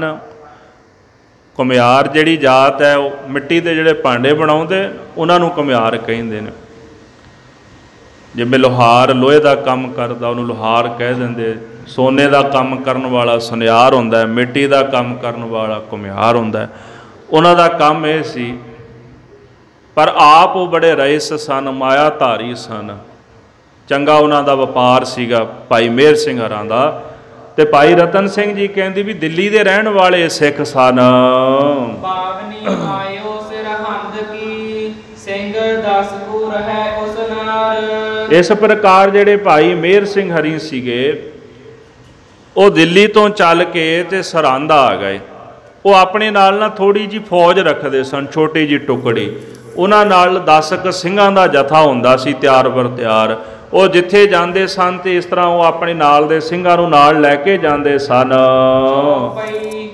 वही भुजंगन तौर सुर है। इस प्रकार वो भुजंगियां दी तौर दे तरह रहिंदे ने। भुजंगी कहंदे निहंग सिंघां नूं। जैसे निहंग सिंह तैयार बर तैयार रहिंदे ने, नीला बाणा शस्त्र बस्त्र दमाले चक्कर खंडे सजाए हुंदे ने, इस तरह वो 8 पैर तैयार बर तैयार रहिंदे हन। ਜਿਹੜੇ राम राइए ने बाबे राम राय की संगत हो गई, उन्होंने नाल भी कहते हैं क्योंकि गुरु का हुक्म सी इन्हां नाल मेल नहीं करना। एक गंगू शाहीए उन्हों की व्याख्या अगे आवेगी, इस करके मैं उहदा बहुता विस्तार नहीं करता भी गंगू शाहीए कौन सन। भाई साहब ने कथा लिखी, उत्थे आपां विस्तार करांगे। ਜਿਹੜੇ गंगू शाहीए सन इन्हां नाल भी मेल रखण तो महाराज ने वरजिया सी, क्योंकि ये भी अगां जाके गुरु बन के बह गए सन। इस प्रकार जिहड़े गंगू शाहीए ने ते इन्हां नाल भी वो खैंदा इन्हां नाल भी मेल नहीं रखदा। साथ जोड़ी के रबाब बजावे। अमृत वेले कीर्तन करना, जोड़ी वजनी ते रबाब बजा के आसा की वार दा कीर्तन करदे हन। 4 वक्त शब्द गुर के गावे। जिहड़े 4 वक्त हुंदे ने, पहला अमृत वेले नितनेम करके आसा की वार का कीर्तन करना। बिलावल की चौंकी होंदी आसा की वार तो बाद, बिलावल की चौंकी लानी। संध्या वक्त सोदर की चौंकी तो बाद रहराज साहब जी का पाठ करना, आरती करनी, आरता करना। सौण वेले सोला साहब की बाणी का जाप करना। इस तरह 4 वक्त नितनेम करके बाणी के शब्द गाउंदे ने, भाव पक्के नेमी ने, परपक्क ने नितनेम विच। ਬੁਲਾਵੇ। ਨਿਤਨੇਮ ਤੋਂ ਬਾਅਦ ਅਰਦਾਸ ਕਰਕੇ ਗੁਰੂ ਫਤਿਹ ਬੁਲਾਉਂਦੇ ਹਨ। ਵਾਹਿਗੁਰੂ ਬੋਲ ਸੋ ਜਾਪ ਜਪਾਵੇ। ਆਪ ਵੀ ਵਾਹਿਗੁਰੂ ਵਾਹਿਗੁਰੂ ਜਪਦੇ ਨੇ ਤੇ ਨਾਲਦਿਆਂ ਨੂੰ ਵੀ ਭਾਈ ਵਾਹਿਗੁਰੂ ਜਪਾਉਂਦੇ ਨੇ ਵੀ ਤੁਸੀਂ ਵੀ ਨਾਮ ਜਪਿਆ ਕਰੋ। ਹੱਥ ਸੋਟੇ ਗਲ ਰੱਖੈ ਤਲਵਾਰ। ਹੱਥ ਦੇ ਵਿੱਚ ਸੋਟਾ ਰੱਖਦੇ ਨੇ, ਜਿਵੇਂ ਨਿਹੰਗ ਸਿੰਘ ਰੱਖਦੇ ਹੁੰਦੇ ਨਾ ਖੂੰਡਾ ਹੱਥ ਦੇ ਵਿੱਚ। ਉਹਨਾਂ ਨੂੰ ਪਤਾ ਹੈ ਵੀ ਇਹ ਖੂੰਡੇ ਤੋਂ ਬਿਨਾਂ ਗੱਲ ਕੋਈ ਨਹੀਂ ਬਣਦੀ, ਵੀ ਸਲੋਤਰ ਫੇਰਿਆਂ ਹੀ ਸਾਰੇ ਸੂਤ ਆਉਂਦੇ ਨੇ। ਜਿਹੜੇ ਗੱਲਾਂ ਨਾਲ ਨਹੀਂ ਮੰਨਦੇ ਫਿਰ ਸਲੋਤਰ ਤਾਂ ਫੇਰਨਾ ਪੈਂਦਾ ਨਾ। ਵਿਗੜਿਆ ਤਿਗੜਿਆਂ ਦਾ ਪੀਰ ਡੰਡਾ ਹੀ ਹੁੰਦਾ ਹੈ। ਇਸ ਕਰਕੇ ਹੱਥ ਵਿੱਚ ਸਲੋਤਰ ਰੱਖਦੇ ਤੇ ਗਲ ਵਿੱਚ ਤਲਵਾਰ ਰੱਖਦੇ ਹਨ। ਤੇਰਾ ਕਰੈ ਜਾਂ ਸਿੱਖਣ ਵਾਰ। ਤੇ ਜਿੱਥੇ ਸਿੱਖਾਂ ਦਾ ਘਰ ਹੁੰਦਾ ਤੇ ਉੱਥੇ ਜਾ ਕੇ ਆਪਣਾ ਡੇਰਾ ਕਰ ਲੈਂਦੇ ਹਨ। ਨੀਲ ਬਸਤਰ ਗੱਜ ਸਵਾ ਕਛਹਿਰੇ। ਨੀਲੇ ਰੰਗ ਦੇ ਬਸਤਰ ਚੋਲਾ ਪਾਇਆ ਹੁੰਦਾ, ਨੀਲੀ ਦਸਤਾਰ ਸਜਾਈ ਹੁੰਦੀ ਹੈ ਤੇ ਸਵਾ ਗੱਜ ਦਾ ਕਛਹਿਰਾ। ਇਹ ਮਹਾਰਾਜ ਦਾ ਹੁਕਮ ਸੀ। ਅਸੀਂ ਤਾਂ ਛੋਟੇ ਛੋਟੀਆਂ ਕਛਹਿਰੀਆਂ ਪਾ ਲੈਂਦੇ ਹਾਂ। ਮੈਨੂੰ ਕਹਿਣ ਤੋਂ ਮੈਂ ਗੁਰੇਜ਼ ਨਹੀਂ ਕਰਦਾ, ਖਿਮਾ ਕਰਿਓ, ਪਰ ਮਹਾਰਾਜ ਦਾ ਹੁਕਮ ਸੀ ਵੀ ਸਵਾ ਗੱਜ ਦਾ ਕਛਹਿਰਾ ਖਾਲਸੇ ਨੇ ਧਾਰਨ ਕਰਨਾ ਹੈ। ਇਸ ਪ੍ਰਕਾਰ ਸਵਾ ਗੱਜ ਦਾ ਕਛਹਿਰਾ ਉਹ ਧਾਰਨ ਕਰਦਾ ਹੈ ਤੇ ਨੀਲੇ ਬਸਤਰ ਪਹਿਨਦਾ ਹੈ। ਕੇਸ ਨਹਾਏ ਪ੍ਰਾਤ ਉੱਠ ਪਹਿਰੇ। ਅੰਮ੍ਰਿਤ ਵੇਲੇ ਉੱਠਣਾ, ਇਸ਼ਨਾਨ ਕਰਨਾ, ਫਿਰ ਕੇਸੀ ਇਸ਼ਨਾਨ ਵੀ ਨਾਲ ਕਰਨਾ। ਰੋਜ਼ ਆਪਣੇ ਕੇਸਾਂ ਵਿੱਚ ਜਲ ਪਾਉਣਾ। ਅਸੀਂ ਤਾਂ ਚਲੋ ਜਿਵੇਂ ਸਿੱਖ ਪਹਿਲਾਂ ਅੰਮ੍ਰਿਤ ਵੇਲੇ ਉੱਠ ਕੇ ਕੇਸੀ ਇਸ਼ਨਾਨ ਕਰਦੇ ਸਨ, ਆਪਾਂ ਵੀ ਵੇਖਿਆ ਆਪਣੇ ਬਜ਼ੁਰਗ ਕਰਦੇ ਸਨ। ਅੰਮ੍ਰਿਤ ਵੇਲੇ ਉੱਠ ਕੇ ਕੇਸੀ ਇਸ਼ਨਾਨ, ਮਹਾਰਾਜ ਦੀ ਸੇਵਾ ਕਰਨੀ ਹੁੰਦੀ ਹੈ। ਪਰ ਕੇਸਾਂ ਦੇ ਵਿੱਚ ਜਦੋਂ ਜਲ ਪਾਈਦਾ ਨਾ, ਮੋਇਆਂ ਜੀਵਦਿਆਂ ਗਤ ਹੋਵੇ ਜਾਂ ਸਿਰ ਪਾਈਐ ਪਾਣੀ। ਮਹਾਰਾਜ ਆਪ ਕਹਿੰਦੇ ਨੇ ਵੀ ਕੇਸਾਂ ਵਿੱਚ ਪਾਣੀ ਪਾਉਣ ਨਾਲ ਸੋਝੀ ਆ ਜਾਂਦੀ ਮਨੁੱਖ ਨੂੰ। ਪਹਿਲਾਂ 2 ਦਿਨ ਫਿਰ 3 ਦਿਨ ਹੋ ਗਏ, ਹੌਲੀ ਹੌਲੀ ਵੀ ਚਲੋ 3 ਕੁ ਦਿਨ ਕੇਸੀ ਇਸ਼ਨਾਨ ਕਰ ਲਓ, ਫਿਰ ਹਫਤੇ ਤੇ ਆ ਗਏ। ਕਈ ਤਾਂ ਇਹੋ ਜਿਹੇ ਮਹਾਂਪੁਰਸ਼ ਨੇ ਵੀ 15-15 ਮਹੀਨਾ 15-15 ਦਿਨ ਮਹੀਨਾ ਕੇਸੀ ਇਸ਼ਨਾਨ ਨਹੀਂ ਕਰਦੇ। ਤੇ ਫਿਰ ਦਿਮਾਗ ਕਿੱਥੋਂ ਖੁੱਲ੍ਹਣਾ ਨਾ। ਕੇਸਾਂ ਦੇ ਵਿੱਚ ਜਲ ਪਾਉਣ ਨਾਲ ਸੋਝੀ ਆਉਂਦੀ ਹੈ। ਮਹਾਰਾਜ ਨੇ ਜੇ ਮਰਿਆਦਾ ਬਣਾਈ ਹੈ ਤੇ ਐਵੇਂ ਨਹੀਂ ਬਣਾਈ, ਹਰ ਇੱਕ ਪੱਖ ਸੋਚ ਸਮਝ ਕੇ ਗੁਰੂ ਸਾਹਿਬ ਨੇ ਮਰਿਆਦਾ ਬਣਾਈ ਸੀ। ਚਲੋ ਜੇ ਡੇਲੀ ਨਹੀਂ ਕੇਸੀ ਇਸ਼ਨਾਨ ਕਰ ਸਕਦੇ, ਵੈਸੇ ਤਾਂ ਹੁਕਮ ਹੈ ਵੀ ਜਿਹਨੇ ਮਹਾਰਾਜ ਦੀ ਸੇਵਾ ਕਰਨੀ ਹੈ ਨਾ, ਜਿਨ੍ਹਾਂ ਨੇ ਤਰਲੋਕੀਨਾਥ ਧੰਨ ਗੁਰੂ ਗ੍ਰੰਥ ਸਾਹਿਬ ਮਹਾਰਾਜ ਨੂੰ ਸੀਸ 'ਤੇ ਲੈਣਾ ਹੈ, ਤੇ ਉਹਨਾਂ ਨੂੰ ਡੇਲੀ ਇਸ਼ਨਾਨ ਕਰਨਾ ਚਾਹੀਦਾ ਕੇਸੀ ਇਸ਼ਨਾਨ। ਚਲੋ ਡੇਲੀ ਨਹੀਂ ਕਰ ਸਕਦੇ, ਪਰ ਕੋਈ ਤੀਜੇ ਦਿਨ ਕੋਈ ਚੌਥੇ ਦਿਨ ਕੇਸੀ ਇਸ਼ਨਾਨ ਭਾਈ ਜ਼ਰੂਰ ਕਰੋ। ਮਹਾਰਾਜ ਦੀ ਸੇਵਾ ਲਈ ਸੁੱਚੇ ਬਸਤਰ ਪਹਿਨੋ। ਪਰ ਸਾਡੀ ਆਦਤ ਬਣ ਗਈ ਵੀ 15-15 ਦਿਨ ਪਹਿਲਾਂ ਇਸ਼ਨਾਨ, ਕੇਸੀ ਇਸ਼ਨਾਨ ਨਹੀਂ ਕਰਨਾ। ਫਿਰ ਜਦੋਂ ਸਿਰ ਘੁੰਮਣ ਲੱਗਦਾ ਨਾ ਜੀ, ਸਿਰ ਦਰਦ ਹੁੰਦਾ ਤੇ ਫਿਰ ਤਾਂ ਹੋਣਾ ਹੀ ਹੈ, ਮੈਲ ਪੈ ਜਾਂਦੀ ਹੈ। ਜਦੋਂ ਅਸੀਂ ਗੁਰੂ ਦੇ ਬਚਨਾਂ ਦੀ ਅਦੂਲੀ ਕਰਾਂਗੇ, ਫਿਰ ਕਿਤੇ ਨਾ ਕਿਤੇ ਕੁਝ ਨਾ ਕੁਝ ਤਾਂ ਭੋਗਣਾ ਪੈਣਾ ਹੀ ਹੈ ਨਾ। ਫਿਰ ਵੀ ਤਾਂ ਧੋਨੇ ਆ ਨਾ ਜਾ ਕੇ ਕੇਸੀ ਇਸ਼ਨਾਨ ਕਰਦੇ ਆ। ਇਹਦੇ ਨਾਲੋਂ ਚੰਗਾ ਵੀ ਪਹਿਲਾਂ ਹੀ ਬੰਦੇ ਬਣ ਜਾਈਏ। ਸੋ ਬਾਬਾ ਮੇਹਰ ਸਿੰਘ ਜੀ ਜਿਨ੍ਹਾਂ ਦੀ ਕਥਾ ਚੱਲ ਰਹੀ ਹੈ, ਇਸ ਪ੍ਰਕਾਰ ਕੇਸ ਨਹਾਏ ਪ੍ਰਾਤ ਉੱਠ ਪਹਿਰੈ। ਜਦੋਂ ਇੱਕ ਪਹਿਰ ਦਿਨ ਰਾਤ ਬਚਦੀ ਹੈ, ਅੰਮ੍ਰਿਤ ਵੇਲਾ ਹੁੰਦਾ ਹੈ, ਤੇ ਇਸ ਪ੍ਰਕਾਰ ਅੰਮ੍ਰਿਤ ਵੇਲੇ ਉੱਠ ਕੇ ਤੇ ਕੇਸੀ ਇਸ਼ਨਾਨ ਕਰਦੇ ਨੇ। ਜਦੋਂ ਆਪਾਂ ਇੱਕ ਪਹਿਰ ਦਾ ਹਿਸਾਬ ਲਾ ਲਈਏ, ਰਾਤ ਦਾ ਜਿਹੜਾ ਅਖੀਰਲਾ ਪਹਿਰ ਹੁੰਦਾ ਉਹ 3 ਤੋਂ ਲੈ ਕੇ ਸਵੇਰੇ 6 ਵਜੇ ਤੱਕ ਹੁੰਦਾ ਅਖੀਰਲਾ ਪਹਿਰ। ਕਈ ਸਵਾ ਪਰ ਪਹਿਰ ਰਾਤ ਰਹਿੰਦਿਆਂ ਉੱਠ ਪੈਂਦੇ ਨੇ, ਵੀ ਆਪਾਂ ਹਿਸਾਬ ਲਾਈਏ ਕਰੀਬਨ 1:45-2 ਵਜੇ ਦਾ ਟਾਈਮ ਖੈਰ ਬਣ ਜਾਂਦਾ। ਕਈ 1.5 ਪਹਿਰ ਰਾਤ ਰਹਿੰਦੇ ਉੱਠ ਪੈਂਦੇ ਨੇ, ਤੇ ਉਦੋਂ ਕਰੀਬਨ 1:30 ਵਜੇ ਦਾ ਸਮਾਂ ਹੁੰਦਾ। ਕੋਈ 1:30 ਵਜੇ ਉੱਠਦਾ, ਕੋਈ 2 ਵਜੇ, ਕੋਈ 3 ਵਜੇ ਉੱਠ ਪੈਂਦਾ। ਸਵਾ ਪਹਿਰ ਰਾਤ ਦਾ ਮਤਲਬ ਵੀ 2 ਵਜੇ ਉੱਠਣਾ ਜਾਂ 1:45-2 ਵਜੇ, ਤੇ ਇੱਕ ਪਹਿਰ ਰਾਤ ਜਦੋਂ ਰਹਿ ਜਾਣੀ, ਇਹਦਾ ਮਤਲਬ ਵੀ 3 ਵਜੇ ਅੰਮ੍ਰਿਤ ਵੇਲੇ। ਇਹਦੀ ਵੰਡ ਇਸ ਤਰ੍ਹਾਂ ਹੈ, ਸਵੇਰੇ 6 ਵਜੇ ਦਿਨ ਦਾ ਪਹਿਲਾ ਪਹਿਰ ਸ਼ੁਰੂ ਹੁੰਦਾ, 6 ਤੋਂ ਲੈ ਕੇ 9 ਵਜੇ ਤੱਕ, ਕਿਉਂਕਿ 3 ਘੰਟਿਆਂ ਦਾ ਪਹਿਰ ਹੁੰਦਾ ਤੇ ਦਿਨ ਦੇ ਵਿੱਚ 4 ਪਹਿਰ ਹੁੰਦੇ ਨੇ। ਦਿਨ ਦਾ ਪਹਿਲਾ ਪਹਿਰ 6 ਤੋਂ 9, ਦੂਜਾ ਪਹਿਰ 9 ਤੋਂ 12, ਤੀਜਾ ਪਹਿਰ 12 ਤੋਂ 3 ਤੇ ਚੌਥਾ ਪਹਿਰ 3 ਤੋਂ 6। ਰਾਤ ਦਾ ਪਹਿਲਾ ਪਹਿਰ 6 ਤੋਂ 9 ਹੁੰਦਾ। ਇਸੇ ਤਰ੍ਹਾਂ ਹੀ ਫਿਰ ਵੰਡ ਦੂਜੇ ਤਰੀਕੇ ਨਾਲ ਚੱਲਦੀ ਹੈ। ਉਹ ਰਾਤ ਦੇ 4 ਪਹਿਰ ਹੋ ਗਏ। ਇਸ ਪ੍ਰਕਾਰ ਅੰਮ੍ਰਿਤ ਵੇਲੇ ਉੱਠ ਕੇ ਇਸ਼ਨਾਨ ਕਰਨਾ ਤੇ ਕੇਸ ਇਸ਼ਨਾਨ ਕਰਦੇ ਹਨ। ਅਰਦਾਸ ਬੇਨਤੀ ਕਰਦੇ ਮਹਾਰਾਜ ਦੇ ਚਰਨਾਂ 'ਚ, ਤੇ ਨਿਤ ਪ੍ਰੇਮ ਦੇ ਨਾਲ ਬਾਣੀ ਪੜ੍ਹਦੇ ਨੇ। ਬਾਣੀ ਖੂਬ ਪੜ੍ਹਾਏ, ਖੂਬ ਬਾਣੀ ਪੜ੍ਹਦੇ ਹਨ।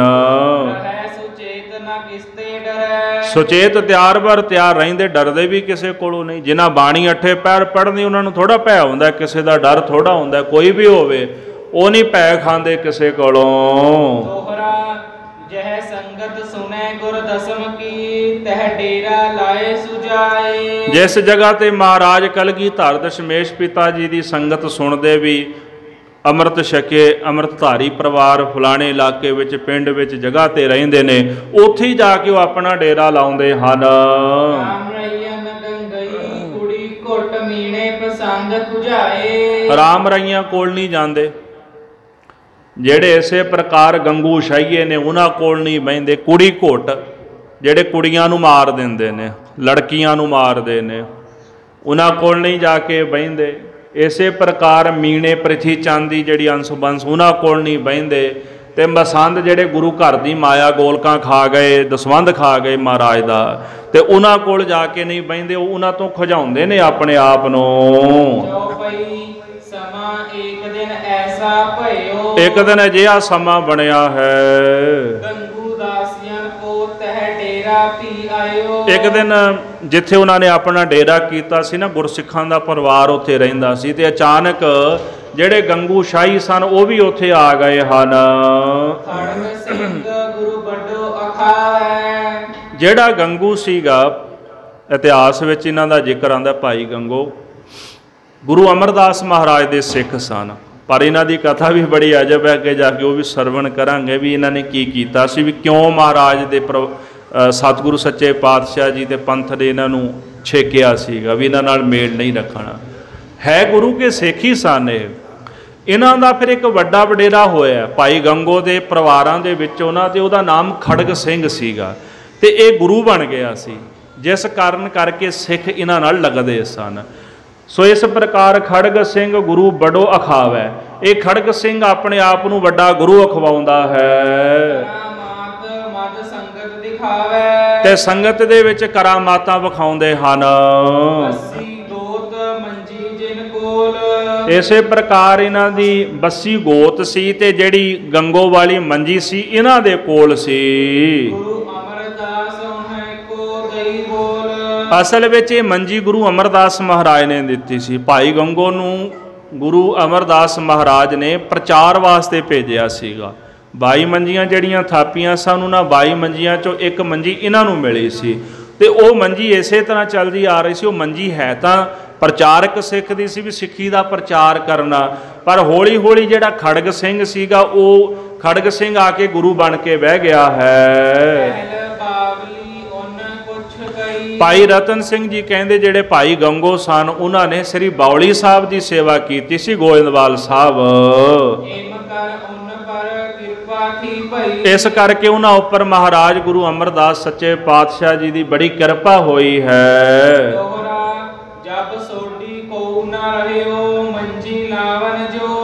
ਹੁਣ ਜਦੋਂ ਕੋਈ ਸੋਢੀ ਨਹੀਂ ਰਿਹਾ, ਪਹਿਲਾਂ ਧੀਰਮਲ ਨੇ ਮੰਜੀ ਲਾਈ, ਉਹਦਾ ਪਾਜ ਉਗੜ ਗਿਆ।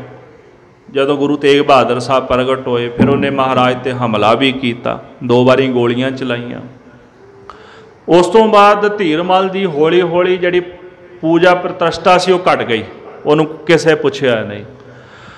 ਬਾਅਦ ਦੇ ਵਿੱਚ ਜਿਹੜਾ ਗੁਲਾਬ ਰਾਏ ਸੀ, ਜਿਹਦੀ ਕਥਾ ਆਪਾਂ ਸੁਣ ਹਟੇ ਹਾਂ, ਮੁੜ ਕੇ ਉਹਨੇ ਮੰਜੀ ਲਾ ਲਈ, ਉਹ ਗੁਰੂ ਬਣ ਕੇ ਬਹਿ ਗਿਆ। ਉਹਦੀ ਵੀ ਪੂਜਾ ਪ੍ਰਤਿਸ਼ਠਾ ਘਟ ਗਈ, ਆਪ ਮਰ ਗਿਆ 2 ਸਾਲਾਂ ਬਾਅਦ, ਉਹ ਖਤਮ ਹੋ ਗਿਆ, ਉਹਦਾ ਪਰਿਵਾਰ ਵੀ ਖਤਮ ਹੋ ਗਿਆ। ਸੋ ਇਸ ਪ੍ਰਕਾਰ ਹੁਣ ਸੋਢੀਆਂ ਦੇ ਵਿੱਚ ਮੰਜੀ ਲਾਉਣ ਵਾਲਾ ਕੋਈ ਨਾ ਰਿਹਾ। ਮਹਾਰਾਜ ਗੁਰੂ ਗੋਬਿੰਦ ਸਿੰਘ ਸਾਹਿਬ ਜੀ ਨੇ ਗੁਰੂ ਗ੍ਰੰਥ ਸਾਹਿਬ ਜੀ ਨੂੰ ਗੁਰਤਾ ਗੱਦੀ ਦੇ ਕੇ, ਤੇ ਵਿਅਕਤੀਗਤ ਜਿਹੜੀ ਸਰੀਰਕ ਤੌਰ ਤੇ ਗੁਰੂ ਮਰਿਆਦਾ ਚੱਲਦੀ ਸੀ, ਉਹਨੂੰ ਗੁਰੂ ਗ੍ਰੰਥ ਸਾਹਿਬ ਜੀ ਦੇ ਰੂਪ ਵਿੱਚ ਪ੍ਰਗਟ ਕੀਤਾ, ਤੇ ਨਾਲ ਪੰਥ ਨੂੰ ਗੁਰਿਆਈ ਦਿੱਤੀ ਕਿ ਦੇ ਰੂਪ ਦੇ ਵਿੱਚ ਪੰਥ ਗੁਰੂ ਹੈ, ਤੇ ਸ਼ਬਦ ਰੂਪ ਵਿੱਚ ਗੁਰੂ ਗ੍ਰੰਥ ਗੁਰੂ ਹੈ। ਦੋਨਾਂ ਨੂੰ ਗੁਰਤਾ ਗੱਦੀ ਦਿੱਤੀ। ਪੰਥ ਨੂੰ ਗੁਰਤਾ ਗੱਦੀ ਦਿੱਤੀ ਮਹਾਰਾਜ ਨੇ, ਪ੍ਰਤੱਖ ਗੁਰੂ ਦਾ ਸਰੂਪ ਗੁਰੂ ਕਾ ਪੰਥ ਹੈ, ਸ਼ਬਦ ਰੂਪ ਪ੍ਰਗਟ ਗੁਰਾਂ ਕੀ ਦੇ ਗੁਰੂ ਗ੍ਰੰਥ ਸਾਹਿਬ ਮਹਾਰਾਜ ਨੇ ਪ੍ਰਗਟ ਨੇ, ਪਰ ਉਹ ਸ਼ਬਦ ਗੁਰੂ ਸਾਨੂੰ ਗਿਆਨ ਦਾ ਚਾਨਣਾ ਪਾ ਕੇ ਸਹੀ ਰਸਤੇ ਤੋਰਦੇ ਨੇ। ਬਸ ਇੱਕ ਗੱਲ ਯਾਦ ਰੱਖਿਓ, ਵੀ ਜਿਵੇਂ ਅੱਜ ਪ੍ਰਚਾਰ ਹੁੰਦਾ ਨਾ ਵੀ ਕੇਵਲ ਸ਼ਬਦ ਗੁਰੂ ਨੇ, ਅਸੀਂ ਗੱਲ ਉੱਥੇ ਖਤਮ ਕਰ ਦਿੱਤੀ, ਨਹੀਂ, ਗਿਆਨ ਗੁਰੂ ਨੇ ਗੁਰੂ ਗ੍ਰੰਥ ਸਾਹਿਬ, ਐਸਾ ਨਹੀਂ। ਉਹ ਪ੍ਰਗਟ ਪ੍ਰਤੱਖ ਸਤਿਗੁਰਾਂ ਦਾ ਸਰੂਪ, 10 ਪਾਤਸ਼ਾਹੀਆਂ ਦੀ ਆਤਮਕ ਜੋਤ ਨੇ ਜੋ ਸਾਨੂੰ ਸ਼ਬਦ ਦੁਆਰਾ ਗਿਆਨ ਦਾ ਪ੍ਰਕਾਸ਼ ਕਰਦੇ ਨੇ। ਕੱਲਾ ਗਿਆਨ ਨਹੀਂ ਵੀ ਗਿਆਨ ਗੁਰੂ ਨੇ ਕੱਲੇ ਨਹੀਂ, ਗਿਆਨ ਤਾਂ ਤੁਹਾਨੂੰ ਕੋਈ ਵੀ ਵੰਡ ਦੇਗਾ, ਪਰ ਗੁਰੂ ਗ੍ਰੰਥ ਸਾਹਿਬ ਮਹਾਰਾਜ ਦੇ ਪਾਸ ਜਿਹੜਾ ਗਿਆਨ ਧੁਰਦਾ ਅਕਾਲ ਪੁਰਖ ਦਾ ਗਿਆਨ ਹੈ ਤੇ ਦਸਾਂ ਪਾਤਸ਼ਾਹੀਆਂ ਦੇ ਪ੍ਰਤੱਖ ਸਰੂਪ ਨੇ। ਤੇ ਜੇ ਦਸਾਂ ਪਾਤਸ਼ਾਹੀਆਂ ਦੇ ਕਲਗੀਧਰ ਜੀ ਦੇ ਦਰਸ਼ਨ ਕਰਨੇ ਹੋਣ ਤੇ ਫਿਰ ਪੰਥ ਦੇ ਦਰਸ਼ਨ ਕਰੋ।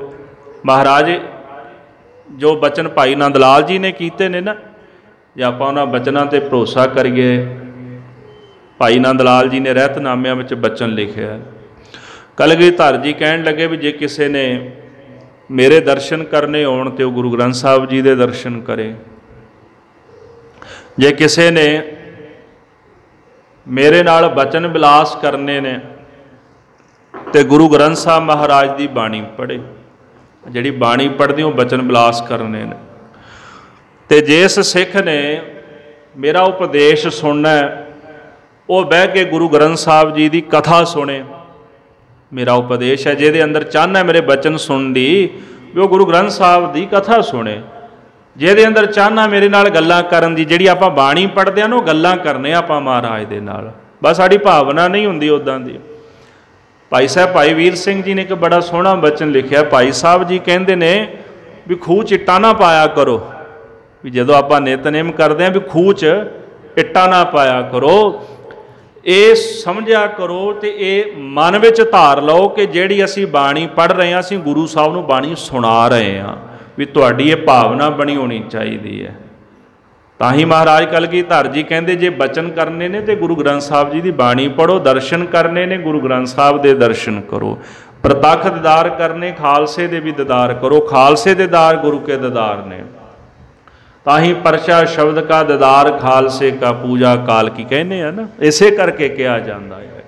ਸੋ ਇਸ ਪ੍ਰਕਾਰ ਜਬ ਸੋਢੀ ਕੋ ਨਾ ਰਹਿਓ ਮੰਜੀ ਲਾਵਨ ਜੋਗ, ਤੇ ਜਦੋਂ ਕੋਈ ਵੀ ਸੋਢੀ ਮੰਜੀ ਲਾਣ ਦੇ ਯੋਗ ਨਾ ਰਿਹਾ, ਗੁਲਾਬ ਰਾਏ ਵੀ ਮਰ ਗਿਆ, ਇਸੇ ਪ੍ਰਕਾਰ ਧੀਰ ਮਲਾਦ ਕੁਨ ਉਹ ਵੀ ਸਾਰੇ ਖਤਮ ਹੋ ਗਏ ਤੇ ਅਖੀਰ ਬਚੇ ਸਨ ਇਹ ਗੰਗੂ ਸ਼ਾਹੀਏ ਜਿਨ੍ਹਾਂ ਦੀ ਮੰਜੀ ਹਲੇ ਚੱਲਦੀ ਆਉਂਦੀ ਸੀ। ਹਾਂਜੀ, ਸਿੱਖ ਸੰਗਤ ਅੰਡੀ ਕਹੈ ਘੇਰ ਲਏ ਉਨ ਲੋਗ।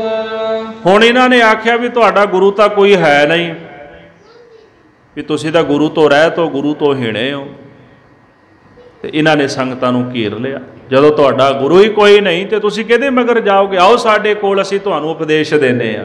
ਇਹਨਾਂ ਨੇ ਸੰਗਤ ਨੂੰ ਭੁਲਾ ਲਿਆ, ਵਗਰਾ ਲਿਆ ਤੇ ਇਸ ਤਰ੍ਹਾਂ ਸਾਰੀ ਸੰਗਤ ਘੇਰ ਕੇ ਤੇ ਆਪਣੇ ਪਿੱਛੇ ਲਾ ਲਈ। ਤੇ ਕੁਦਰਤੀ ਗੱਲ ਹੈ ਵੀ ਲੋਕ ਪਖੰਡ ਦੇ ਪਿੱਛੇ ਤੁਰਦੇ ਵੀ ਬੜੀ ਛੇਤੀ ਨੇ। ਤੁਸੀਂ ਜਿੰਨੀ ਮਰਜ਼ੀ ਕਥਾ ਸੁਣਾਈ ਜਾਓ, ਜਿੰਨਾ ਮਰਜ਼ੀ ਉਪਦੇਸ਼ ਮਹਾਰਾਜ ਦਾ ਜਿਹੜਾ ਬਖਸ਼ਿਸ਼ ਕੀਤਾ ਹੋਇਆ ਸੰਗਤਾਂ ਵਿੱਚ ਪ੍ਰਚਾਰੋ, ਪਰ ਦੰਭ ਦਾ ਪਸਾਰਾ ਇੰਨਾ ਕੁ ਜ਼ਿਆਦਾ ਵੀ ਲੋਕ ਦੰਭ ਵਾਲੇ ਪਾਸੇ ਛੇਤੀ ਤੁਰ ਪੈਂਦੇ ਨੇ, ਪ੍ਰਭਾਵਿਤ ਹੋ ਜਾਂਦੇ ਦੰਭ ਤੋਂ। ਪਖੰਡ ਜਿਹੜਾ ਬੰਦੇ ਨੂੰ ਪ੍ਰਭਾਵਿਤ ਕਰਦਾ ਨਾ, ਖਲੀਲ ਜ਼ਿਬਰਾਨ ਦੀ ਮੈਂ ਇੱਕ ਉਦਾਹਰਨ ਦੇ ਕੇ ਸਮਾਪਤੀ ਕਰਨ ਲੱਗਾ। ਖਲੀਲ ਜ਼ਿਬਰਾਨ ਨੇ ਇੱਕ ਸੁਪਨਾ ਵੇਖਿਆ, ਉਹ ਆਪ ਲਿਖਦਾ, ਕਹਿੰਦੇ ਵੀ ਇੱਕ ਦਿਨ ਸੁਪਨਾ ਆਇਆ ਮੈਨੂੰ, ਮੈਂ ਸੁਪਨੇ 'ਚ ਵੇਖਿਆ ਵੀ ਇੱਕ ਬਹੁਤ ਵੱਡੀ ਪਾਲਕੀ ਜਾ ਰਹੀ ਸੀ। ਉਸ ਪਾਲਕੀ ਦੇ ਵਿੱਚ ਕੋਈ ਪੁਰਸ਼ ਬੈਠਾ ਹੋਇਆ ਸੀ, ਬੜੇ ਨਗਾਰੇ ਵੱਜ ਰਹੇ, ਢੋਲ ਵੱਜ ਰਹੇ, ਅਤਰ ਛਿੜਕਿਆ ਜਾ ਰਿਹਾ ਸੀ। ਮੈਂ ਪੁੱਛਿਆ ਕੌਣ ਹੈ? ਕਹਿੰਦੇ ਮੂਸਾ ਜੀ ਜਾ ਰਹੇ ਨੇ। ਕਹਿੰਦਾ ਮੈਂ ਸੁਣ ਕੇ ਹੈਰਾਨ ਹੋਇਆ। ਚਲੋ ਕਹਿੰਦੇ ਉਹ ਪਾਲਕੀ ਲੰਘ ਗਈ, ਫਿਰ ਪਾਲਕੀ ਆ ਗਈ, ਫਿਰ ਬਹੁਤ ਸ਼ੋਰ ਸ਼ਰਾਬਾ। ਪਹਿਲੀ ਪਾਲਕੀ ਨਾਲੋਂ ਵੀ ਇਹਦੇ ਨਾਲ ਬਹੁਤਾ ਇਕੱਠ, ਅਤਰ ਛਿੜਕਿਆ ਜਾ ਰਿਹਾ, ਬੜੀਆਂ ਫੁੱਲਾਂ ਦੀ ਵਰਖਾ ਹੋ ਰਹੀ ਹੈ, ਢੋਲ ਵੱਜ ਰਹੇ ਨੇ, ਬੜਾ ਸ਼ੋਰ ਹੈ। ਕਹਿੰਦੇ ਮੈਂ ਫਿਰ ਪੁੱਛ ਲਿਆ ਕੌਣ? ਕਹਿੰਦੇ ਜੀ ਹਜ਼ਰਤ ਮੁਹੰਮਦ ਸਾਹਿਬ ਜਾ ਰਹੇ ਨੇ।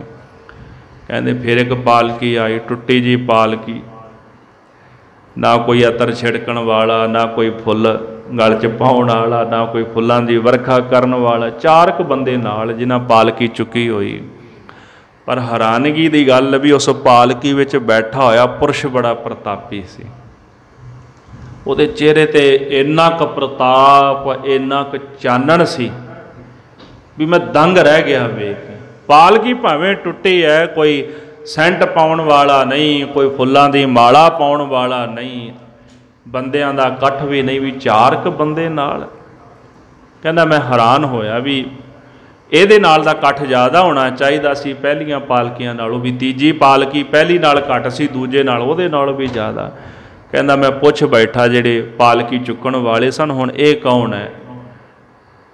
ਆਖਦੇ ਜੀ ਖੁਦਾ ਜਾ ਰਿਹਾ ਵੀ ਇਹ ਖੁਦਾ ਹੈ। ਭਾਵ ਇਹ ਹੈ ਕਿ ਖੁਦਾ ਦੇ ਨਾਲ ਬੰਦੇ ਚਾਰ ਹੀ ਹੁੰਦੇ ਨੇ। ਫੈਸਲਾ ਆਪਾਂ ਮਹਾਰਾਜ ਕੋਲੋਂ ਲੈ ਲੈਂਦੇ ਹਾਂ, ਕੋਟਨ ਮੈਂ ਨਾਨਕ ਕਹੂ ਨਾਰਾਇਣ ਜਿਹੇ ਚੀਤ, ਵੀ ਕਰੋੜਾਂ ਵਿੱਚੋਂ ਕੋਈ ਇੱਕ ਅੱਧਾ ਹੀ ਹੈ ਨਾ। ਕੋਟਨ ਮੈਂ, ਕੋਟਨ ਦਾ ਆਖਰੀ ਅਰਥ ਕਰੋੜ, ਕੋਟਨ ਮੈਂ ਨਾਨਕ ਕਹੂ ਨਾਰਾਇਣ ਚੇ ਚੀਤ, ਜਿਹਨੂੰ ਪਰਮੇਸ਼ਰ ਯਾਦ ਕਰੋੜਾਂ ਵਿੱਚੋਂ ਇੱਕ ਅੱਧਾ। ਕੋਟ ਮੱਧੇ ਕਹੂ ਬਿਰਲਾ ਸੇਵਕ, ਹੋਰ ਸਗਲੇ ਵਿਵਹਾਰੀ। ਕਰੋੜਾਂ ਵਿੱਚੋਂ ਇੱਕ ਅੱਧਾ ਹੀ ਰੱਬ ਦਾ ਸੇਵਕ ਹੈ ਨਾ, ਬਾਕੀ ਦਾ ਵਪਾਰੀ ਨੇ ਸਾਰੇ। ਅਸੀਂ ਕਹਿੰਦੇ ਜੀ ਫਲਾਣੇ ਬਾਬੇ ਕੋ ਬੜਾ ਇਕੱਠ ਹੈ ਜੀ, ਕੁਝ ਤਾਂ ਸੱਚ ਸੁਣਾਉਂਦਾ ਹੋਏਗਾ। ਕਹਿੰਦੇ ਆ ਨਾ ਅੱਜ ਵੀ ਬੜੇ ਆਪਣੇ 'ਚ ਵੀ ਬੈਠੇ ਹੋਏ ਨੇ, ਹਰ ਵਕਤ ਨਿੰਦਿਆ ਨਿੰਦਿਆ ਨਿੰਦਿਆ, ਕਦੀ ਬਾਣੀ ਦੀ, ਕਦੀ ਬ੍ਰਹਮ ਕਵਚ ਦੀ ਨਿੰਦਿਆ ਕਰੀ ਜਾਣੀ, ਕਦੀ ਸੱਚਖੰਡ ਸ੍ਰੀ ਹਰਿਮੰਦਰ ਸਾਹਿਬ ਦੀ ਨਿੰਦਿਆ ਕਰੀ ਜਾਣੀ, ਕਦੀ ਮਹਾਂਪੁਰਸ਼ਾਂ ਦੀ ਨਿੰਦਿਆ ਕਰੀ ਜਾਣੀ। ਲੋਕ ਕਹਿੰਦੇ ਵੀ ਇੰਨਾ ਇਕੱਠ, ਕੋਈ ਤਾਂ ਉਹਦੇ ਕੋਲ ਕੁਛ ਤਾਂ ਹੋਏਗਾ ਨਾ। ਹੁਣ ਮੈਂ ਉਹਨੂੰ ਕੰਪੇਅਰ ਕਰ ਦੇਣਾ, ਇਕੱਠ ਤਾਂ ਸਰਸੇ ਵਾਲੇ ਕੋਲ ਵੀ ਬਹੁਤ ਸੀਗਾ। ਕਿੱਥੇ ਗਿਆ ਸਰਸੇ ਵਾਲਾ? ਤੁਸੀਂ ਮੰਨੋਗੇ ਵੀ ਸਰਸੇ ਵਾਲਾ ਸੱਚਾ? ਬੈਠਾ ਨਾ ਜੇਲ੍ਹ 'ਚ ਆ ਜਾ, ਕਿੰਨੇ ਰੇਪ ਕੀਤੇ, ਕਿੰਨੇ ਕਤਲ ਕੀਤੇ, ਮਰਡਰ ਕੀਤੇ, ਉਹਦੇ ਕੋਈ ਅੰਤ ਸੀਗਾ? ਐਡੇ ਪਾਪ ਕੀਤੇ, ਲੁਕੋ ਕੇ ਕਮਾਇਆ ਨਾ ਸਾਰਾ ਕੁਝ, ਪਰ ਪ੍ਰਗਟ ਹੋ ਗਿਆ, ਅੱਜ ਅੰਦਰ ਬੈਠਾ। ਇਕੱਠ ਦੇ ਨਾਲ ਕੋਈ ਸੰਤ ਨਹੀਂ ਬਣ ਜਾਂਦਾ, ਇਕੱਠ ਦੇ ਨਾਲ ਕੋਈ ਮਹਾਂਪੁਰਸ਼ ਨਹੀਂ ਬਣ ਜਾਂਦਾ, ਇਕੱਠ ਦੇ ਨਾਲ ਕੋਈ ਧਰਮ ਦਾ, ਕੌਮ ਦਾ ਰਹਿਬਰ ਆਗੂ ਨਹੀਂ ਬਣ ਜਾਂਦਾ ਵੀ ਉਹਦੇ ਪਿੱਛੇ 1 2 ਲੱਖ ਬੰਦਾ ਤੇ ਸੱਚਾ ਹੋਊਗਾ। ਨਹੀਂ, ਸੱਚਖੰਡ ਸ੍ਰੀ ਹਰਿਮੰਦਰ ਸਾਹਿਬ ਜਾਓ, ਗੁਰੂ ਘਰਾਂ ਦੇ ਵਿੱਚ ਜਾਓ, ਕਿੰਨਾ ਕੁ ਇਕੱਠ ਹੁੰਦਾ। ਇਹ ਹੁੰਦੀ ਹੈ ਸੰਗਤ। ਇੱਕ ਹੋਰ ਛੋਟੀ ਜਿਹੀ ਐਗਜ਼ਾਮਪਲ ਦਿਆਂ, ਕੁਦਰਤੀ ਪ੍ਰਸੰਗ ਚੱਲਦਾ। ਸਰਦਾਰ ਅਜਮੇਰ ਸਿੰਘ ਜੀ ਲੇਖਕ ਨੇ, ਸਿੱਖ ਕੌਮ ਦੇ ਬੜੇ ਸੁਲਝੇ ਪੁਰਸ਼ ਨੇ, ਉਹਨਾਂ ਦੇ ਬਚਨ ਬੜੇ ਵਜ਼ਨਦਾਰ ਹੁੰਦੇ ਨੇ। ਉਹ ਇੱਕ ਗੱਲ ਸੁਣਾ ਰਹੇ ਸਨ ਕਿਸੇ ਸਿੰਘ ਦੀ। ਉਹ ਕਹਿੰਦੇ ਵੀ ਇੱਕ ਸਿੰਘ ਪਾਕਿਸਤਾਨ ਗਿਆ, ਜਦੋਂ ਉੱਥੋਂ ਦੇ ਸਥਾਨਾਂ ਦੇ ਦਰਸ਼ਨ ਕੀਤੇ ਨਾ, ਤੇ ਗੁਰਦੁਆਰਾ ਸਾਹਿਬ ਬੜੇ ਛੋਟੇ ਛੋਟੇ ਨੇ ਉੱਥੇ, ਪੁਰਾਣੇ ਬਣੇ ਹੋਏ। ਤੇ ਜਦੋਂ ਵਾਪਸ ਆਇਆ, ਜ਼ਮੀਨਾਂ ਬੜੀਆਂ ਨੇ ਉੱਥੇ ਨਾ ਗੁਰਦੁਆਰਾ ਸਾਹਿਬ ਦੇ, ਮਹਾਰਾਜਾ ਰਣਜੀਤ ਸਿੰਘ ਨੇ ਬੜੀਆਂ ਜ਼ਗੀਰਾਂ ਲਾਈਆਂ ਸਨ, ਪਰ ਸਥਾਨ ਛੋਟੇ ਨੇ ਉੱਥੇ। ਜਦੋਂ ਸਿੱਖ ਆਇਆ, ਉਹ ਸਿੰਘ ਨੇ ਆ ਕੇ ਵਿਥਿਆ ਦੱਸੀ ਵੀ ਭਾਈ ਸਾਹਿਬ ਵੀ ਉੱਥੇ ਗੁਰਦੁਆਰਾ ਸਾਹਿਬ ਬੜੇ ਛੋਟੇ, ਪਰ ਜ਼ਮੀਨਾਂ ਬਹੁਤ ਜ਼ਿਆਦੀਆਂ ਨੇ, ਪਰ ਅਸਥਾਨ ਛੋਟੇ ਨੇ ਹਾਲੇ। ਉਦੋਂ ਦਾ ਕਾਰਨ ਕੀ ਸੀਗਾ ਵੀ ਗੁਰਦੁਆਰਾ ਸਾਹਿਬ ਇੰਨੇ ਛੋਟੇ ਨੇ ਵੀ ਵੱਡੇ ਨਹੀਂ ਬਣਾਏ ਗਏ। ਹੁਣ ਆਪਾਂ ਜੇ ਪੰਜਾਬ 'ਚ ਵੇਖੀਏ, ਜੇ ਕੰਪੇਅਰ ਕਰੀਏ, ਤੇ ਪੰਜਾਬ 'ਚ ਸਥਾਨ ਬੜੇ ਵੱਡੇ ਨੇ। ਜੇ ਆਪਾਂ ਪੁਰਾਤਨ ਸਥਾਨ ਵੇਖੀਏ ਨਾ ਮਹਾਰਾਜ ਦੇ, ਸਾਰੇ ਛੋਟੇ ਸਨ, ਛੋਟੇ ਛੋਟੇ ਸਥਾਨ ਸਨ, ਬਿਲਡਿੰਗਾਂ ਇੰਨੀਆਂ ਵੱਡੀਆਂ ਨਹੀਂ ਸਨ, ਛੋਟੇ ਸਥਾਨ ਸਨ। ਉਹ ਕਹਿੰਦੇ ਕਾਰਨ ਇਹ ਹੈ ਵੀ ਸੰਗਤ ਹੀ ਇੰਨੀ ਕੁ ਹੁੰਦੀ ਹੈ, ਸੰਗਤ ਇੰਨੀ ਹੁੰਦੀ, ਇਕੱਠ ਬਹੁਤ ਵੱਡਾ ਹੁੰਦਾ ਹੈ। ਇਕੱਠ ਨੂੰ ਸੰਗਤ ਨਹੀਂ ਕਹਿੰਦੇ, ਬਸ ਸੰਗਤ ਥੋੜ੍ਹੀ ਹੁੰਦੀ ਹੈ। ਜਿਹੜੇ ਜਗਿਆਸੂ ਹੁੰਦੇ ਨੇ ਨਾ, ਉਹ ਥੋੜ੍ਹੇ ਹੁੰਦੇ ਨੇ। ਤਾਂ ਹੀ ਤਾਂ ਮਸ਼ਕੀਨ ਜੀ ਕਹਿੰਦੇ ਨੇ ਵੀ ਜੇ 1000 ਬੰਦੇ ਦਾ ਇਕੱਠ ਹੈ, ਤੇ ਜਗਿਆਸੂ 100 ਕੀ ਹੋਣਗੇ। ਸ਼ਾਇਦ ਹੋ ਸਕਦਾ ਮੈਂ ਜ਼ਿਆਦਾ ਨਾ ਕਹਤੇ ਹੋਣ। ਜੇ ਕਹਿੰਦੇ ਵੀ 100 ਜਗਿਆਸੂ ਬੈਠੇ ਹੋਣਗੇ, ਤੇ ਸਾਧੂ ਉਹਨਾਂ ਵਿੱਚ ਕੋਈ ਥੋੜ੍ਹੇ ਹੀ ਹੋਣਗੇ। ਤੇ ਜੇ ਉਹਨਾਂ ਵਿੱਚ ਸਾਧੂ ਥੋੜ੍ਹੇ ਜਿਹੇ ਰਹਿ ਗਏ ਨੇ, ਜੇ ਉਹਨਾਂ 'ਚੋਂ ਵੀ ਆਪਾਂ ਛੰਟਾਈ ਕਰ ਦਈਏ, ਤੇ ਉਹਨਾਂ ਵਿੱਚੋਂ ਕੋਈ ਇੱਕ ਅੱਧਾ ਇਹੋ ਜਿਹਾ ਹੋਏਗਾ ਜਿਹੜਾ ਪਹੁੰਚਿਆ ਹੋਏਗਾ। ਹਜ਼ਾਰਾਂ ਦੇ ਇਕੱਠ ਦੇ ਵਿੱਚੋਂ ਥੋੜ੍ਹੇ ਜਿਹੇ ਜਗਿਆਸੂ ਨੇ, ਉਹਨਾਂ ਵਿੱਚੋਂ ਥੋੜ੍ਹੇ ਜਿਹੇ ਸਾਧੂ ਸਾਧਨਾ ਕਰਨ ਵਾਲੇ ਨੇ, ਤੇ ਇੱਕ ਅੱਧਾ ਕੋਈ ਹੁੰਦਾ ਜਿਹੜਾ ਪਹੁੰਚਿਆ ਹੁੰਦਾ ਹੈ। ਗੁਰਦੁਆਰਾ ਸਾਹਿਬ ਛੋਟੇ ਕਿਉਂ? ਸੰਗਤ ਥੋੜ੍ਹੀ ਹੁੰਦੀ ਸਨ, ਕਮਾਈ ਕਰਨ ਵਾਲੇ ਲੋਕ ਥੋੜ੍ਹੇ ਹੁੰਦੇ ਸਨ। ਬਾਕੀ ਕੋਈ ਪਦਾਰਥ ਲੈਣ ਆ ਗਿਆ, ਕੋਈ ਸਰੀਰਕ ਰੋਗ ਦੀ ਨਿਵਰਤੀ ਲਈ ਆ ਗਿਆ, ਕੋਈ ਕਿਸੇ ਚੀਜ਼ ਲਈ ਆ ਗਿਆ, ਕੋਈ ਕਿਸੇ ਚੀਜ਼ ਲਈ ਆ ਗਿਆ।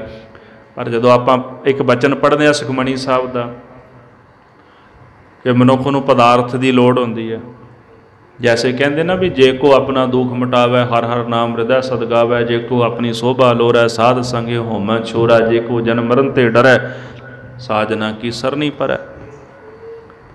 जे सारे पदार्थ चाहिए ने, सारी अष्टपदी में इसे का जिक्र किया है भी ये चीज़ां लोग मंगण आउंदे ने। अखीर च की आख्या, जिस जन को प्रभ दर्श प्यासा नानक ताकै बल बल जासा। दर्शनां दी प्यास वाला एक अद्धा ही हुंदा है, पर जिन्हों दर्शनां दी प्यास है मैं उहदे तो बल बल जांदा हां। इकट्ठ नूं वेख के ना भरमीए, रब दे प्यारे विरले ही हुंदे ने, हैन विरले नाहीं घणे फैल पकड़ संसार। महाराज किरपा करन, जो प्रकरण चलदा है आपां भाई मेहर सिंह हरां दा, आपां कल दे प्रसंग विच इन्हां दी रहिंदी कथा सरवण करांगे। समय दे लिहाज नाल समाप्ति है, भुलां चुकां दी खिमा। हे गोविंद हे गोपाल हे दयाल लाल, प्राणनाथ अनाथ सखे दीन दर्द ने। हे समरथ अगम पूरण मोहे मया तार, अंधकूप महा भयान नानक पारे उतार। आए प्रभ शरणागति कृपा निध दयाल, एक अखर हर मन बस्त नानक होत। वाहिगुरु नाम जहाज है चढ़े सुतरे पार, जो शरदा कर से मंदे गुर पारे उतारण हार। जो शरदा कर से मंदे गुर पारे उतारण हार। वाहिगुरु जी का खालसा वाहिगुरु जी की